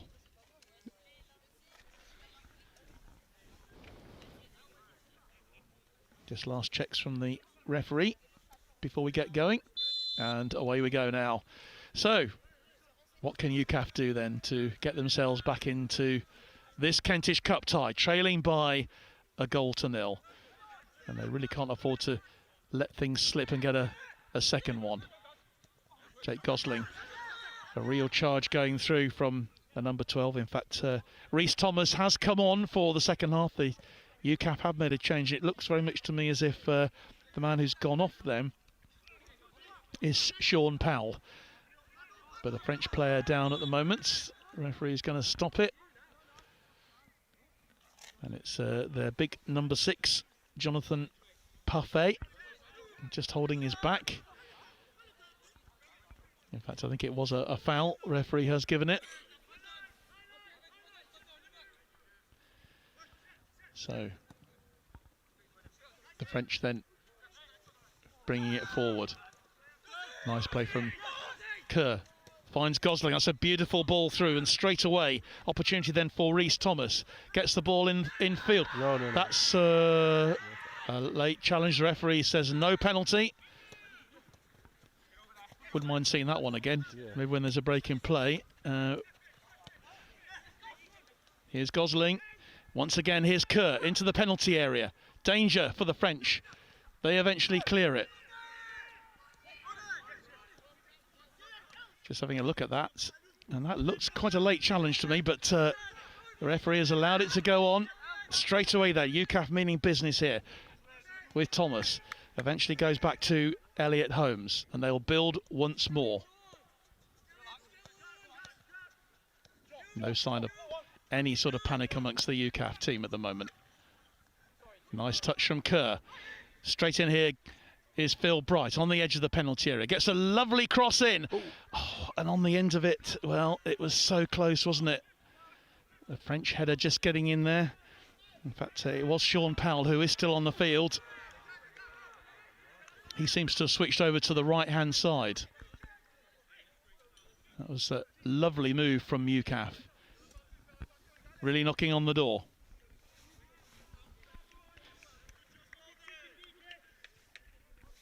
Just showing what they can do.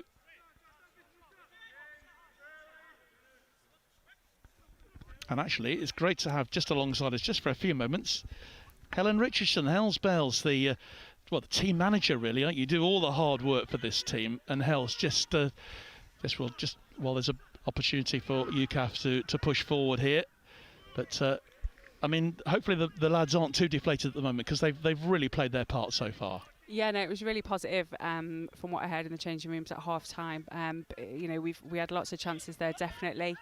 I think the plan now is just to keep maximise the chances that we had in the first half. It's a long 45 minutes, so hopefully we can maximise all and execute the chances that we had in the first half. I mean, they certainly had plenty of chances in that first half, and were very unlucky, really, not to take the lead. The French, though, with the opportunity to maybe double the lead, and that's the one thing that I suppose they've just got to be really mindful of as they push for that equaliser, leaving things open at the back. But there's enough experience and there's enough skill in that back line to make sure that doesn't happen.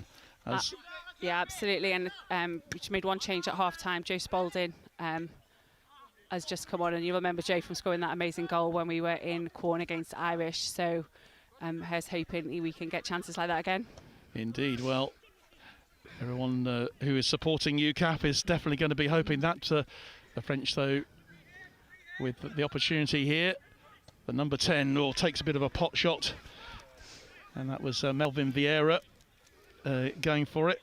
He's been a danger, particularly from set pieces so far in this game, Helen. The French have made the most of their set pieces opportunities, haven't they? Yeah, definitely. You can see that technically they've been really well. They've worked really hard over the past few weeks. I think they've been in camp definitely for a few more weeks, and they have obviously well drilled and very technical on the ball. Danny Kerr, great ball out to Sean Powell. The cross comes in. Owen James as well has really acquitted himself very well so far, the young Army player. Yeah, absolutely, John. He's an asset to the squad. He's new to camp, so I think he's really enjoyed the camp experience. He knows quite a lot of the lads through the Army setup anyway, but it's always a pleasure to have new people in camp. Gray with a cross. Oh, that was so close as well. And in fact, it was once again, it's that man who is at the centre of everything for UKAF, Jake Gosling. If anyone's going to score an equaliser, it's going to be Jake. He came so close towards the end of that first half. The ball just literally a whisker away from hitting the back of the net. But UKAF has started this second half really well. Here's Gosling once more. Lovely through ball. Just trying to get through for Rhys Thomas, but doesn't make it in the end. And it remains at 1-0. But a good start, Chris, from the UKAF team in this second half. Yeah, for sure. Right from the start, they have their chances. And they're going for it. Which, of course, they have to. De Silva then, the goalkeeper, will clear it downfield. Good challenge. The referee says that was a fair challenge from Jabello. Wide onto that left-hand side. Ball comes across the face of the goal. And the French once more looking dangerous here. Ball headed clear in the end. Kerr clears the lines. Here's Gosling, back to Kerr. It's a good turn then from James, but he couldn't quite control it. The ball will go out of play though, and UKAF will have that. And they cleared that defensively extremely well. It looked very dangerous at one stage. The French with lots of pace up front. Something that UKAF have got to be really mindful of. Yeah, the number 7 is very quick. He is very fast indeed. In the past. And this game already wide open. It's been an open match really for almost from the kick-off. Madenza eventually finds Dunyama. And the French number 17, who is Quentin Bronner, he's come on as a substitute in the second half.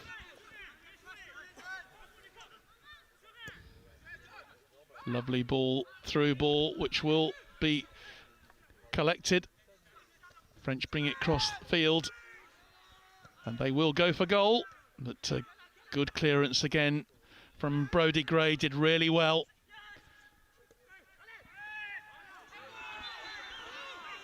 Well, was that an infringement? The referee says yes, it was a handball. It's a free kick to UKAF. Can they make something of this? We need to use this Jake wisely, Gosling, John. he's fouled again.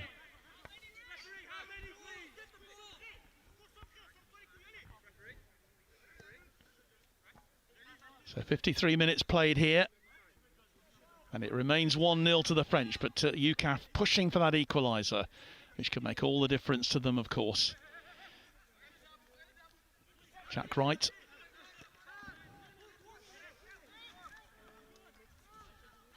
Elliot Holmes. And Brodie Gray. Here's Wright. Good press from the French. It's a great Here's ball. Bright. Nice ball inside. And here's Jake Gosling, just looking to make something. He's being challenged. He goes for goal himself. Unlucky Gos. It's really worth it, but it's high and wide in the end. The French will be actually quite pleased with that if UKAF are being restricted to shooting from well outside the box. It's a question of finding their way through. Still plenty of time, of course, for UKAF to get themselves back into this, trailing by that goal, which came as a result of a free kick given on the edge of the box. Jason. Lovely through ball. It's a dangerous man once again, the number 7. And eventually UKAF will get the ball. I think the French are claiming that was a back pass, but I don't think it was. There's any question of anything other than that being a really good save from Christian Pollitt-Briggs, who's made, 3 excellent saves in the first half. Yeah, absolutely, John. There's a reason why he's the best goalkeeper in the armed forces, and that's the reason why from the 3 amazing saves he just made earlier. He's a new dad as well, so I think he came into the starter camp to enjoy some sleep. His baby girl is a couple of weeks old. Good on him. I've heard that one before. Here's Gosling. Edge of the box, goes down. Referee says play on. I don't think that would be a penalty. We thought the earlier one might have been a bit of a shout. It was, yeah, it's going to take an awful lot, I think. I think it was a fair decision from the referee then. For sure. That's the way they have to do it, play football and not the long ball. Yeah, and the referee has given that one as a free kick. It was Danny Kerr. Amazing success that Danny Kerr has had, of course, over the years for UKAF. Absolutely, a stalwart of the UK Armed Forces team, you know, and the Navy team as well. Yellow card. So the first yellow card brandished this evening, that might have just been for arguing, I think, rather than the foul itself. Certainly having a few words. The game is getting more tense. Yeah, and the man who did get the yellow card was the number 10. It was Melvin Vieira, who has taken a yellow just for his objections, shall we say. So Dan Frisian not taking any nonsense at all. No, you just need to maximise this opportunity now, John. So it's Jake Gosling. We've already seen how dangerous the French are from set pieces. What about UKAF? Glad to say this mist that was rolling in seems to have disappeared for now. Gosling! Oh, and it's again over the bar. Just a little bit too far out maybe for him to get that over the wall and into the net to find the target. It remains 1-0. 57 minutes played here.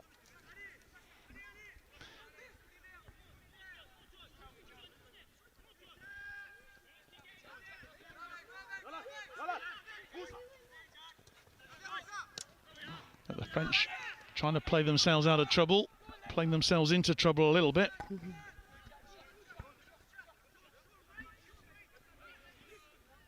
Espinosa.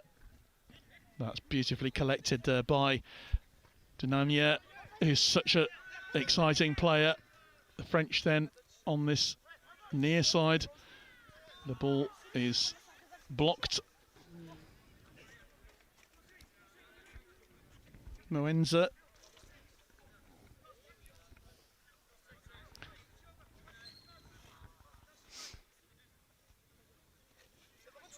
They have the throw-in.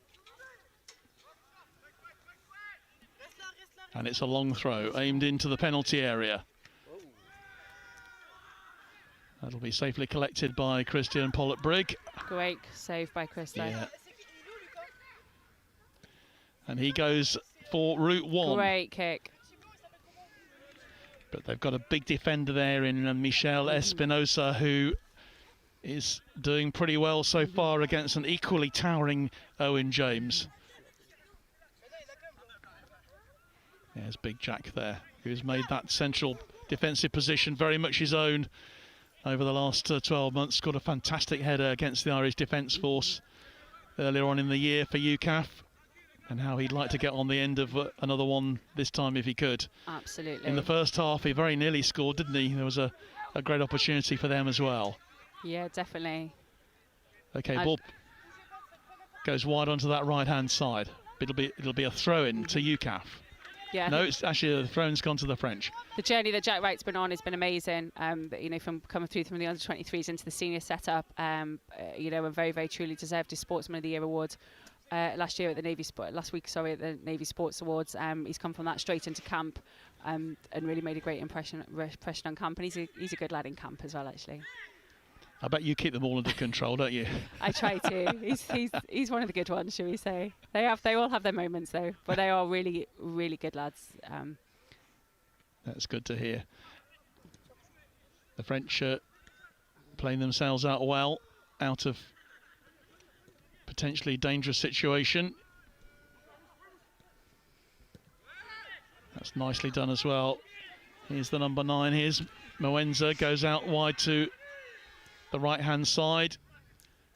The header down, and that goes harmlessly wide for a goal kick in the end. But the French very dangerous on that break.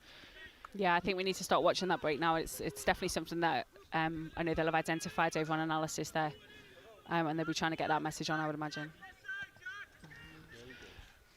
A real chase on then, and can he keep that ball in play? Yes, he can. Great work then. Great one from Joe Spalding. And that's in the net! It's a goal for UKAF. Great goal. Oh, and it's an equaliser, and guess who scored it? It's Jake Gosling. That was brilliant on the edge of the box. Turned it and played it into the back of the net. That was a very good well-deserved goal for UKAF there. Brilliant play. And it brings UKAF level to 1-1 here in this Kentish Cup tie. It was beautiful work down and a brilliant chase as well, I have to say, from Joe Spalding. He chased it hard, and that's in the net. You only need to give Jake Gosling half a chance, and he will score. There was nothing at all that Rafael da Silva could do about that, and the score is 1-1. So that's us. We are now back on an even keel, exactly where we wanted to go. And as you said, John, you know, Jake Gosling, if he's given the opportunity, he will score. And we've had some wonderful messages from home sent over the last couple of days, and quite a lot of them certainly from some ex-players and some ex-management staff. All do, you know, say get the ball to Goz. I just think we need to be careful now. Just make sure our defence is now back up in it. Well, the pressure that UKAF have exerted in this second half, I know that Ginge White will be absolutely delighted with that, really. He's kept faith with players who produced the goods in the first half, and I think we both said, didn't we, Chris, that UKAF were unlucky to be trailing at half-time. They deserve to be at least level. For sure.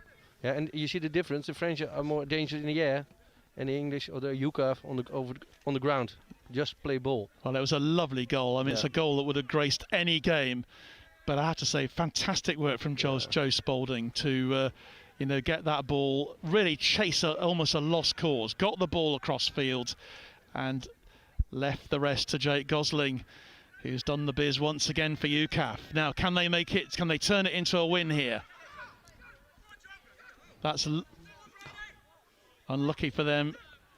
Just lost that ball then. Yeah, just losing out. Cross comes in. This is going to be such an open end to this match now. We're not even just over the hour mark. We've got about half an hour left in the game. UKAF win. Great ball. The free kick. Now, what can they do here then? It's 1-1.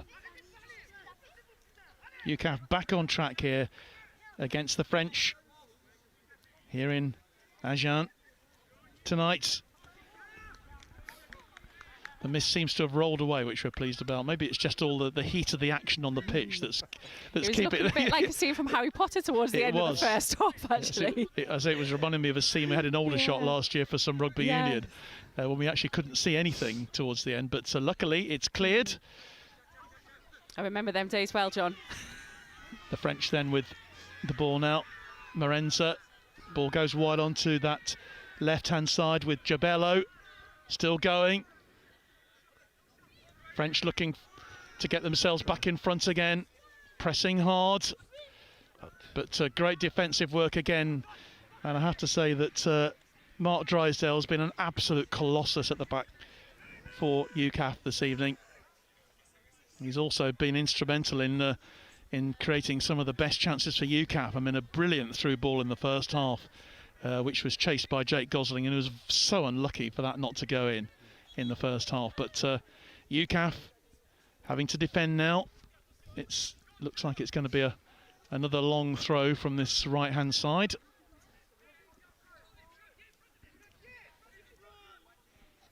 It does, thrown in. Well cleared again. Great work from Owen James helping out. In fact, I think that was Big Jack actually at the end, wasn't it, who did that? Got it cleared, but the French still posing a real threat here. And they win a corner. No, they don't. It's a goal kick. Well, I thought that was No, I think it just got in there, John. It just got a touch on the Frenchman in the end. Chris Paul-Brigg will put some distance on this now. Or maybe well, not quite. Commentator's curse. You've been hit already. 1-1 here in this really exciting Kentish Cup fixture. Here's Jake Gosling. Lovely control. Brilliant control he has of the ball. I think he really enjoys playing on this this perfect 4G surface, and I think Jake just enjoys playing any football. I think he does. Yeah. We asked him which team he supports. He said UKAF. Oh, a great opportunity for the French then. The ball. Oh, and he's hit it wide. Well, Ladzilas Dinimia not making the most of that chance. And if there was one player you wanted that ball to go to, it would have been him. He's been a real thorn in the UKAF side, particularly in this second half. But UKAF survive. And it stays 1-1. Another great ball. Joe Spalding chasing, but I think the offside flag has gone up. Yeah, he was in an offside position. Joe's caught us out a bit because he's wearing number 12. Which we weren't expecting. And anyway, we'll let you off. I won't blame the manager for that.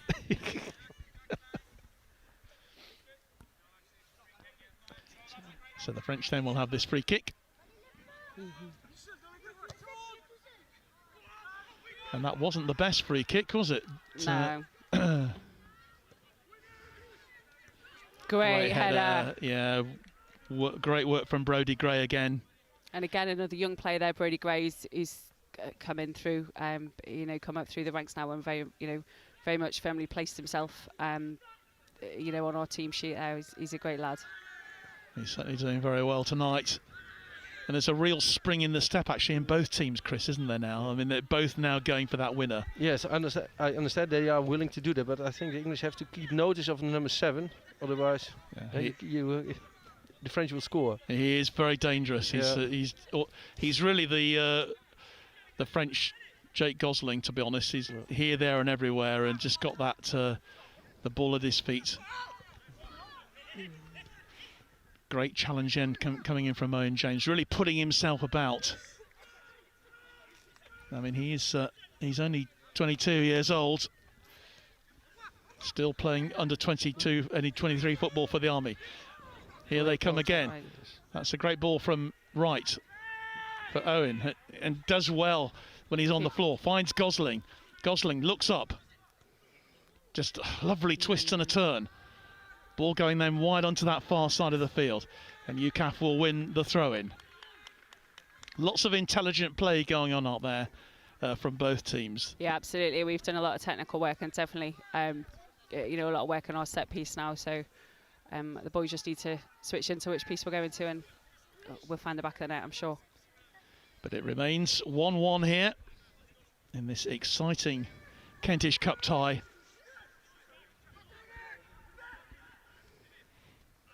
Business end of this game approaching the last 20 minutes or so. Oof. Well, both players going up there for that challenge, and the referee says that is a free kick to the French.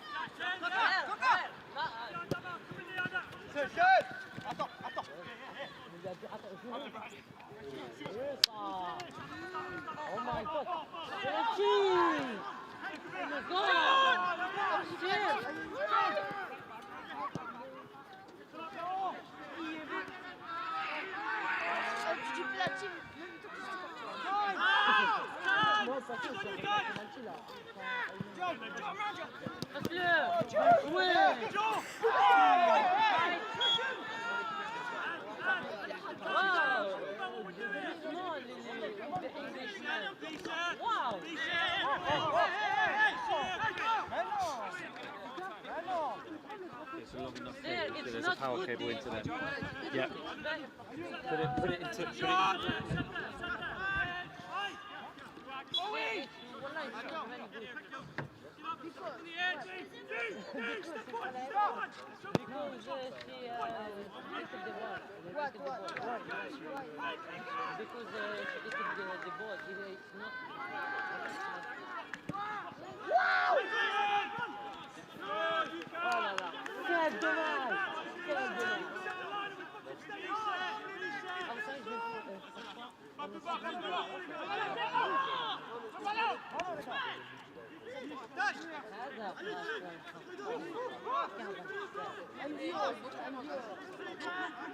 Yes, you speak it.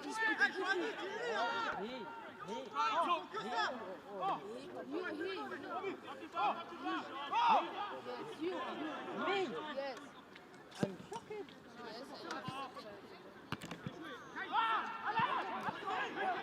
I'm speaking English. What? And you?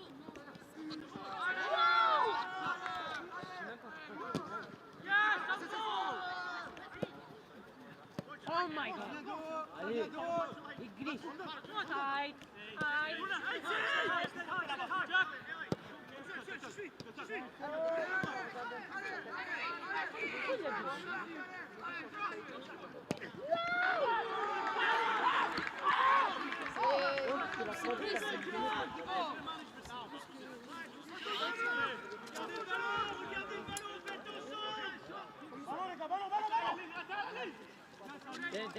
The ball.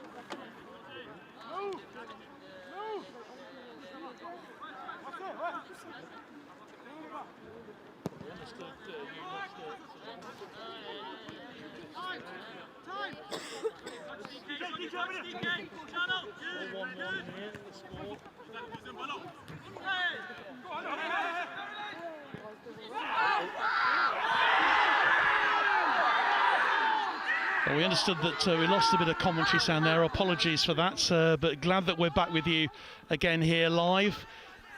I think we still had pictures. A lot of frantic activity going on to try and re-establish the connections, and hopefully you are with us. But the score remains 1-1 here in this Kentish Cup tie. A bit of a challenge going on there. Was it? But a fair one. A bit close. Was it a bit close there, Chris? Yeah, it was a fair one, but it was. The referee could have decided otherwise. Well, we had the mist rolling in, of course, so we still have.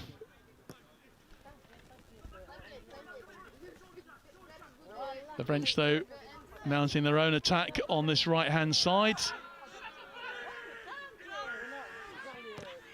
Good challenge, defensive challenge, but the French, are they offsides? I think the offside flag has gone up and the ball in the back of the net. Brendan Moenza putting the ball in, but that is not going to count. It will remain 1-1.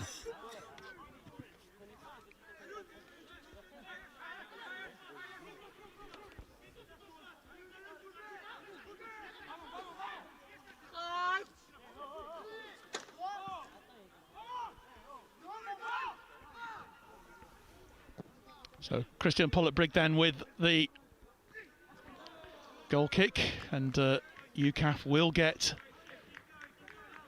the opportunity then from this throw-in.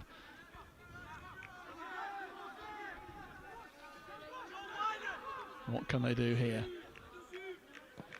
Ball goes wide here onto this left-hand side. It's a great nod on then from Joe Spalding. Phil Bright with the corner, with the cross, and floating in there, and just not on the end of it for UKAF as the French bring it. This game is spread out so much, it's absolutely end to end, isn't it? Yeah. It's so exciting. It's a great game of football to watch.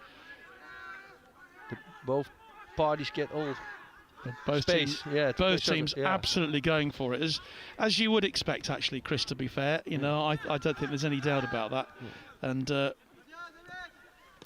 those of you who are watching, it's edge of the seat stuff. Great charge forward now from Joe Spalding, who's made such a difference. Brings the ball to Gosling. Great opportunity for UKAF. Oh, and offside. It's an offside decision. Well, Owen James thought he was in there, but it was a great bit of goalkeeping as well to keep him out. And again, really good football. Yeah, great football from both teams, and Joe Spalding has made such an extraordinary difference, really, to the UKAF team since he came on as a substitute. Really difficult, making life very difficult for the French on this left-hand side here. UKAF then will have the chance then from a free kick. And the French are gonna make a substitute. Yeah, a change then coming on for the French. Just trying to see in the gloom who is going to be making that change. And in fact, the man going off is the number 9. It's Brandon Moenza. And he's been replaced by the number 8, Vincent Destinet. Their goal scorer was Moussa Diallo. I think it was Destinet who got the goal. I saw the 8s, but not the 1. Here come UKAF again with Phil Bright. Approaching the penalty area. Gets a low cross in. Oh, and it was, again, so close for UKAF. There's so much of an opportunity there for them coming in from that wide from that left-hand side. Going for the shot and off the crossbar. Elliot Holmes. You can't get much closer than this, Chris, can you? No, great shot. Great pressure from UKAF. An injury. Yeah, there's a man down in the penalty area, and of course, as soon as any hint of a head injury, the referee is going to stop play. But that was brilliant work then from Elliot Holmes on the edge of the penalty area, taking the pot shot, and only the woodwork, which is still rattling, I think, saved them. Well, UKAF really deserving, I think, Chris, in these few moments to have that second goal, aren't they? Yeah, for sure. They're really going for it. It's very difficult to see the French so efficient as well. They've had the ball in the back of the net for a second time, but it was ruled out for offside. And still some treatment is going to be done here. And the French have their moments when they're very dangerous in the game. They choose the right moment. What are you taking I mean, you're taking all this in, of course, as the Dutch team manager. What are you going to say to your players after watching? I mean, obviously they're all watching anyway. Yeah, the head coach is hope is doing their job, but the number 8 is really important for the English, for the UKAF. So we have to, in a nice way, take care of him. You know what I mean? Yeah, that'll be reported back, of course. But Jake Gosling, he's such a slippery character. I mean, he makes life, and you came across him, of course, last year as well. He makes life very difficult for any team because his close control of the ball is just second to none.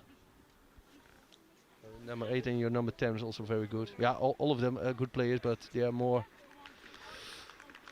Well, Michel Espinosa is having to leave the field, escorted by a coach, by one of the physios, one of the trainers. I wonder whether he's going to have a little assessment on a head injury. He's looking a bit groggy from where we are, from where we're watching. He is leaving the field, but I haven't seen a change being made for him yet, so maybe he's just going off for an assessment. He's certainly leaving the field of play and leaving the arena.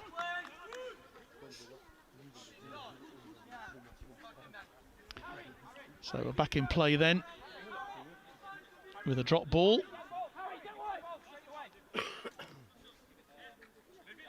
And Jake Gosling will just touch this one back to Phil Bright. Lovely cross-field ball from Brighty. As UKAF build again on that right-hand side, and this time it's the big number 11 who's been outstanding for them today. All these players really making their mark in this match. Bright will go forward again, looking for Spalding, finds Joe Spalding. Here's Gosling, and he'll win a corner. I believe that is UKAF's first corner of this second half, and they have a chance then here.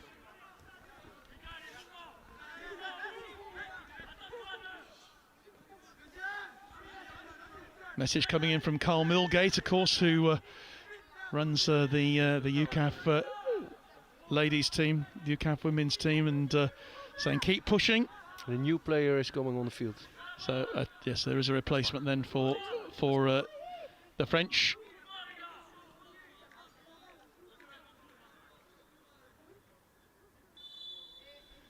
It's number 13, Russian, who comes, but the corner comes in, and it's cleared away by the French. Nice control from them in a pincer movement, and straight away they have the opportunity. Important for Phil Bright to turn that one away back to his goalkeeper. This game really wide open at the moment.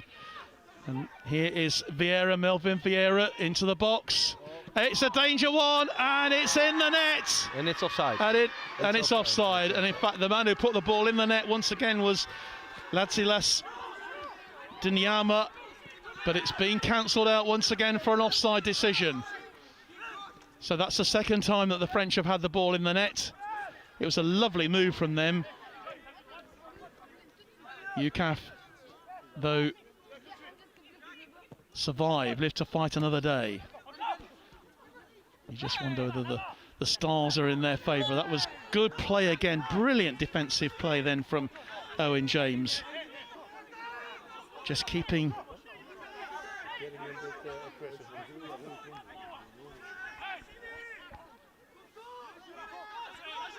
Joel Hellier says, let's go UK, and thanks Sources News for showing this match. Minnesota, USA. I think we've actually had that one, Joel, but it's good to have you talking to us all the way from the United States. And UKAF have a free kick. Bit of afters going on there. They've got to keep their heads together, I think. Both teams have, actually. Yeah, they really have. We don't want anything to spoil this game. Now, it's been such a cracking game of football. Yes. So much hinging on this, of course. 1-1 in this Kentish Cup game. Into the last 7 or 8 minutes. There'll be a little bit of stoppage time, of course, at the end. Gosling then with the free kick, aimed for wide on the left-hand side, and great work then from the big number 16, Jack Wright, who wins the corner. And going over to take it is Brodie Gray. Again, he's had another terrific game.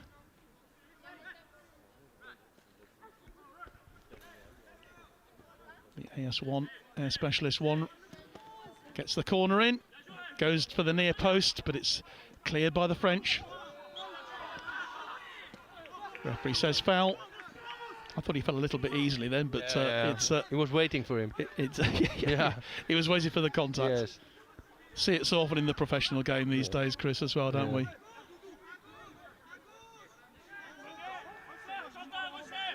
But thank God there are not a lot of, what the Germans say, Schwalbes. Yes. Yeah? We're not waiting.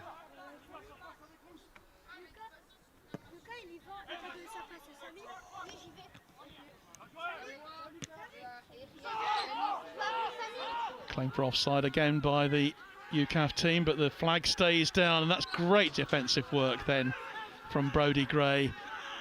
Really did well, and he's taking the 1-2 here.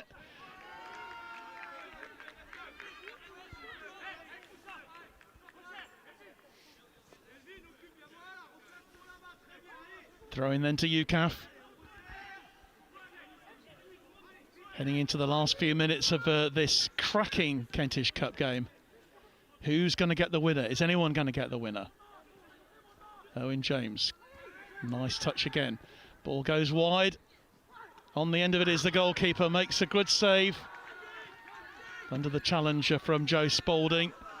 And once again, we're back down the other end of the field. It's end-to-end stuff here. Lovely control.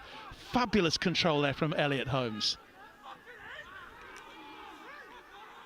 And Henry Beckley, who's wearing number 17, who's come on as a sub for UKAF.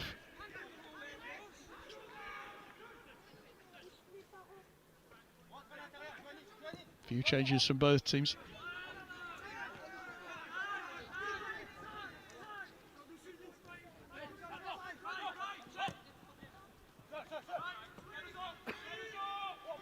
Well, that's going to go harmlessly out of play.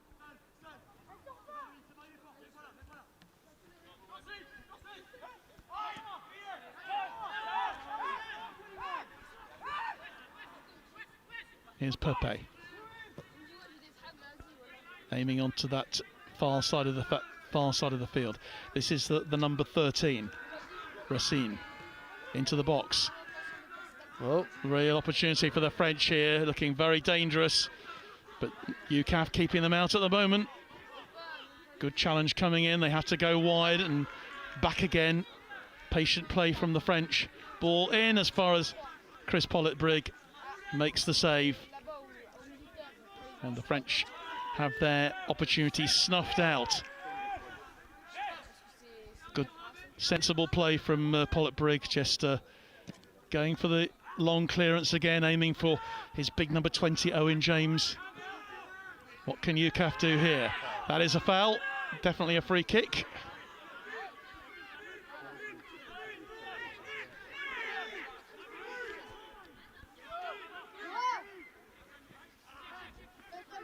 Quickly taken by Gosling onto that right-hand side. The referee wants it to come back again, I think. Just taking a little bit too quickly. Someone play also down, the French. Oh yes, there's a Frenchman down. Is it the number 9?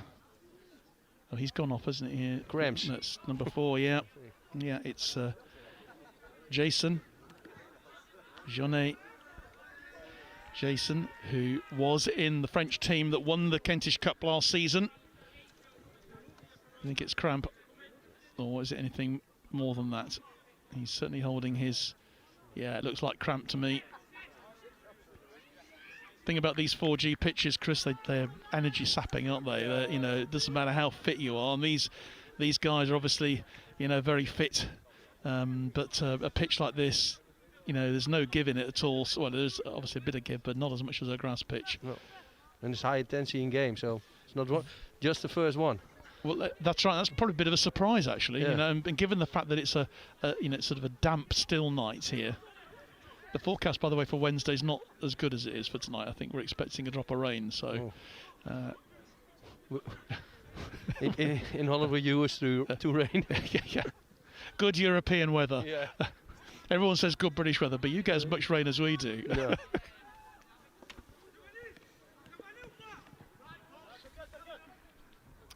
So he's off the field at the moment. He'll be coming back on. He has to wait for 30 seconds, of course, under the new ruling. They have to wait for 30 seconds. Just being kept here by Martin Mitchell. He can go back on now as UKAF take their free kick.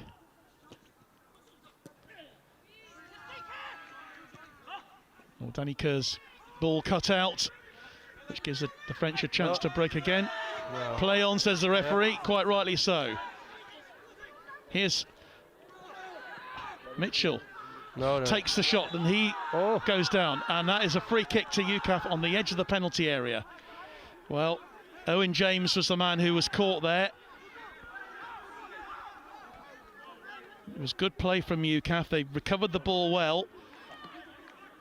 Referee waved play on, the ball through from Kerr. And it was initially, I think the first was the first challenge, wasn't it? I think, not the second. Which the referees brought them back. Yeah. But Owen James is still down and going to be receiving some treatment there.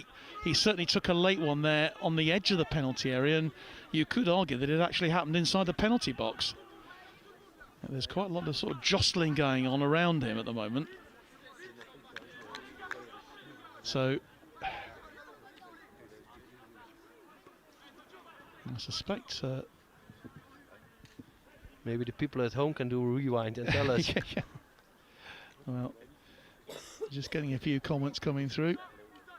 Simon Thompson said, play with Danny Kerr nearly 19 years ago for the Navy. Glad to see he's still bossing the midfield. Keep pushing UKAF.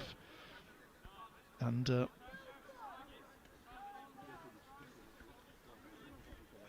UKAF eventually will have a free kick. It's obviously very close to the D there, so it's going to be quite difficult to get one up and over, isn't it, into the net from there. Owen James just now leaving the field. Hopefully he'll be able to come back on. But at the moment he's having some water, so hopefully we'll see him. He's played such an important role tonight. Big holding, attacking player. Really caused a lot of problems for the French defence. But it's a free kick then, which Joe Spalding looks like he's over, and so is Jake Gosling. Spalding to take it. That's another game. Well, that would have been quite good in rugby union, I think. But even though high and wide, I think he just caught the edge of it, which is a shame. But the opportunity's gone. It remains 1-1. We are into added time now in this Kentish Cup opening fixture. Nothing between the British UK Armed Forces and the French military. But the French coming through once more. Great tackle again. Brilliant play from Jack Wright, who's been not put a foot wrong in that UKAF defence this evening. He's been brilliant. But it is a corner kick to the French.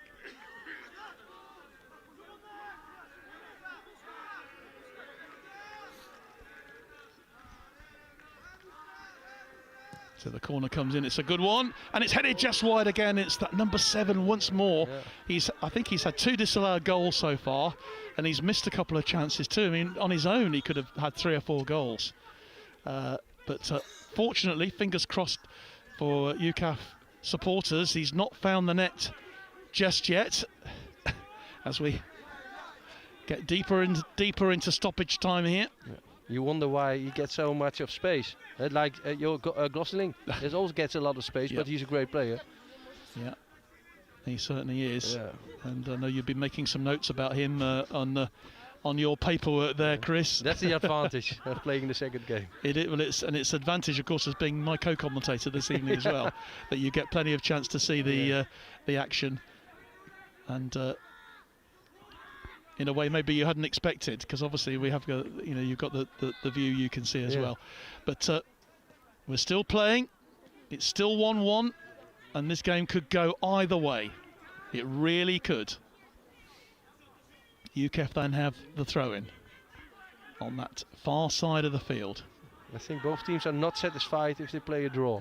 Well, no, absolutely not. They're both going for the French now. Great work again, Jack Wright. Brilliant defensive work again. And here comes Joe Spalding. Wide onto this left-hand side. The ball is cleared, and it'll be a throw into UKAF. Phil Bright taking it very quickly. And here's Jack Wright. That's a brilliant ball across field. And finds Powell. But the ball breaks down. French again. So much space in midfield here. They've got to be careful here, UKAF. The flag goes up though. That is offside. It's not going to count. It wouldn't have counted anyway.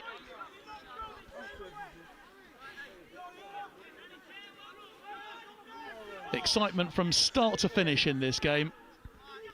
And if your boys provide us with half as much entertainment in the next game, Chris will be very pleased indeed. I think they will try to give their best.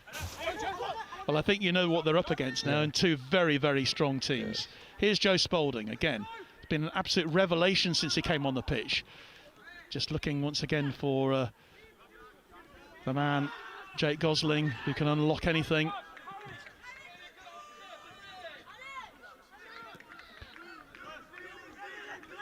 Jack Wright. And Elliot Holmes. Here's Gosling.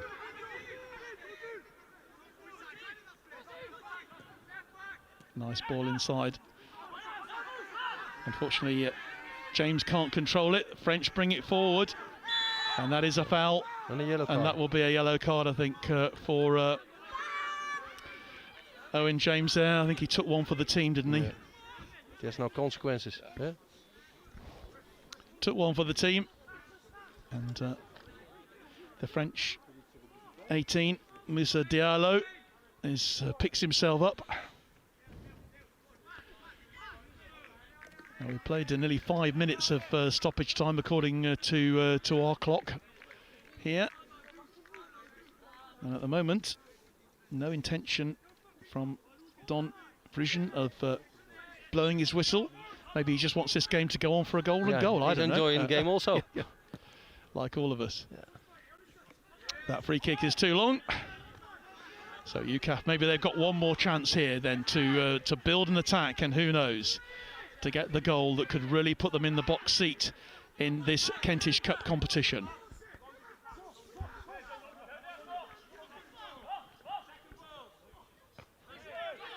From your point of view, of course, a draw is a really good result, isn't it? Yeah. I was thinking about it. And that is going to go out of play for a goal kick. And we must be getting very close now to the end of this game. Jack Wright, lovely ball across to that far side of the field. Here come UKAF once more. Brodie Gray still going, but the ball out of play. Yeah, it was gone on that far side.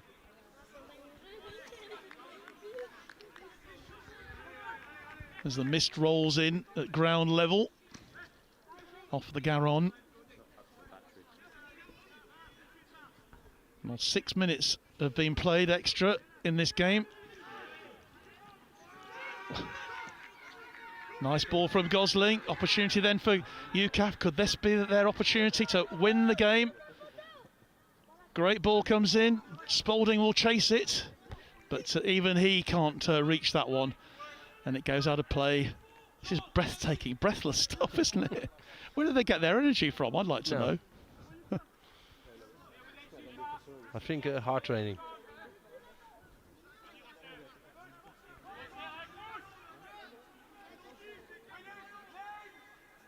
(1-1) deep into stoppage time, and in fact that is the last kick of the game, and it finishes here 1-1 between these two teams, the French forces and UKAF. Nothing to separate them in the end. And you know what, Chris, maybe a fair result in the end. Yeah, I think at the end, yes, for sure, what you say. I think the UKAF played a partial game, more football, better football, but chances and they had both teams, and the French were very dangerous at some moments. They could easily have sort of finished 4-4, isn't it, or 5-all? You know, with the way things were going. Yes, it could have gone that way. Yeah, absolutely. Well, we're hoping to get a bit of reaction maybe from UKAF before we finish on air this evening. Yeah. And obviously the moment that both the sets of players are just talking to each other and getting their reactions. I think if every football game would be a bit like this, then it would be very nice to watch.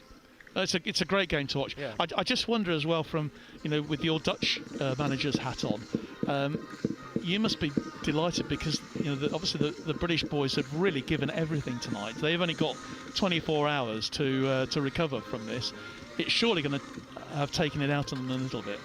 Yeah, for sure. And when we see the last couple of years, I think we are the underdog for this tournament, but this gives us a little bit of advantage for the game. So I hope we can make use of it. Yeah, that's what we're trying to do. I just wonder what notes that you'll be giving to your players now after this game. They're just going off, obviously wandering off now, having. I'm sure they enjoyed the game anyway as a spectacle, as a game to watch and to enjoy. I think the UKAF plays very good football over the ground, so you have to keep your defense. How do you call it? On order. Yes. And not let them play that good football, which they showed us tonight at some moments. Well, there's a bit of a huddle going on at the moment between the players. Yeah, and then we have to try to get what was his name? Gosling. Yeah, out Jake of the Gosling. game. Well, and the number 10 with his passes. Yeah, well, Jake Gosling is wearing number 8. Number 10, of course, is Danny Kerr, the captain. They've got themselves in a bit of a huddle. Danny Kerr is the team captain, and as you can see from these pictures at the moment, they are, they're in a bit of a huddle. It's meant an awful lot to them this evening, and I thought it showed an awful lot of character to come back. They tried and tried and tried, didn't they, in that first half? And then in the second half, they conceded the goal, but they tried and tried so hard to get themselves back into it, and they got it. Let's go back to pitch side now and join Kath Brazier. Okay, so I'm joined by head coach Ginge White. Ginge, how difficult when you play a game like that, and I believe that was a very entertaining game of football, and really tough on both sides. How difficult is it when it ends, probably deservedly, in a draw? Yeah, to be honest, I thought we should have won the game. So, that's our belief. I think we were outstanding, honestly outstanding. Again, disappointed we didn't win the game, but again, we've drawn the game, so we haven't lost it, so we're still in the competition. That's the most important thing. Yeah, that's the thing. I mean, you can take a lot from it. I think there were a lot of chances probably in the first half where we UKAF could have been 2 goals up, but it says a lot about the French team. They are on home soil. They have got a good crowd out here, but hopefully those are the positives you can give to the players. Yeah, it's an unbelievable performance. Again, at this level, you got to be ruthless, and that's what we sort of lacked in the first half. Second half, what a goal. Again, there's still other moments, but again, it's one of them. But couldn't be any prouder of the players how they played today. You've now got to look ahead to the Dutch game. They've got the advantage in the way that they will have seen both teams play, but it's also you've got that second game. I mean, will it just be? I know it's probably a bit early to be asking you this, but will it just be right? You want to pile the goals on because obviously the French then have that deciding game on Friday. No, because what you could do, you could get caught in the transition. So we will play our game because actually, if you look at the we had 9 chances. So again, on another day, if you take a few of them, then we're in a good place. So again, exactly the same mentality. We'll go out there and let's just see what happens. How will the team sort of cope with this, handle this? Because you've seen they're such a tight-knit group, but they're also determined to win and convinced, quite rightly, that they deserve to win. So how do you deal with this and sort of talk them through a rest day tomorrow going into Wednesday? Yeah, so everything's a siege mentality. So again, we're always backs against the wall wherever we come, even as you can see here.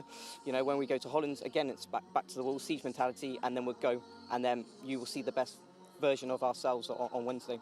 And will it be a rest day tomorrow, or do you think you'll maybe get a bit of time on the green stuff? No. So again, just recovery. We'll do a bit of video analysis on the Dutch, because again we concentrate on the French first. Do a little bit on the Dutch, and then we'll go out and win Wednesday. Well, Ginge, it was a really good game. I know it's difficult when it's a draw, but I'm really hope you can pass on to the team how proud we are of them, because that was a good performance. Yeah, no, I will do. Thank you. No, okay. Cheers. Thanks. We'll see you Wednesday. Yes. Cheers. Thanks. Cheers. Yeah, well, thanks very much indeed to Kath, talking there to Ginge White, of course, the UKAF team head coach, and very satisfied with his team's performance. Well, that's it virtually from us for this evening here. We've had a wonderful evening's football. I'd say a huge thanks to Major Chris Backhausen from the Dutch team, who's joined me this evening. Chris, you've obviously got a lot of notes that you've been taking tonight, and obviously taking great interest in this game. But just a final thought from you on tonight's match. Yeah, a great game of two great teams who played very offensive and enjoying to watch that game.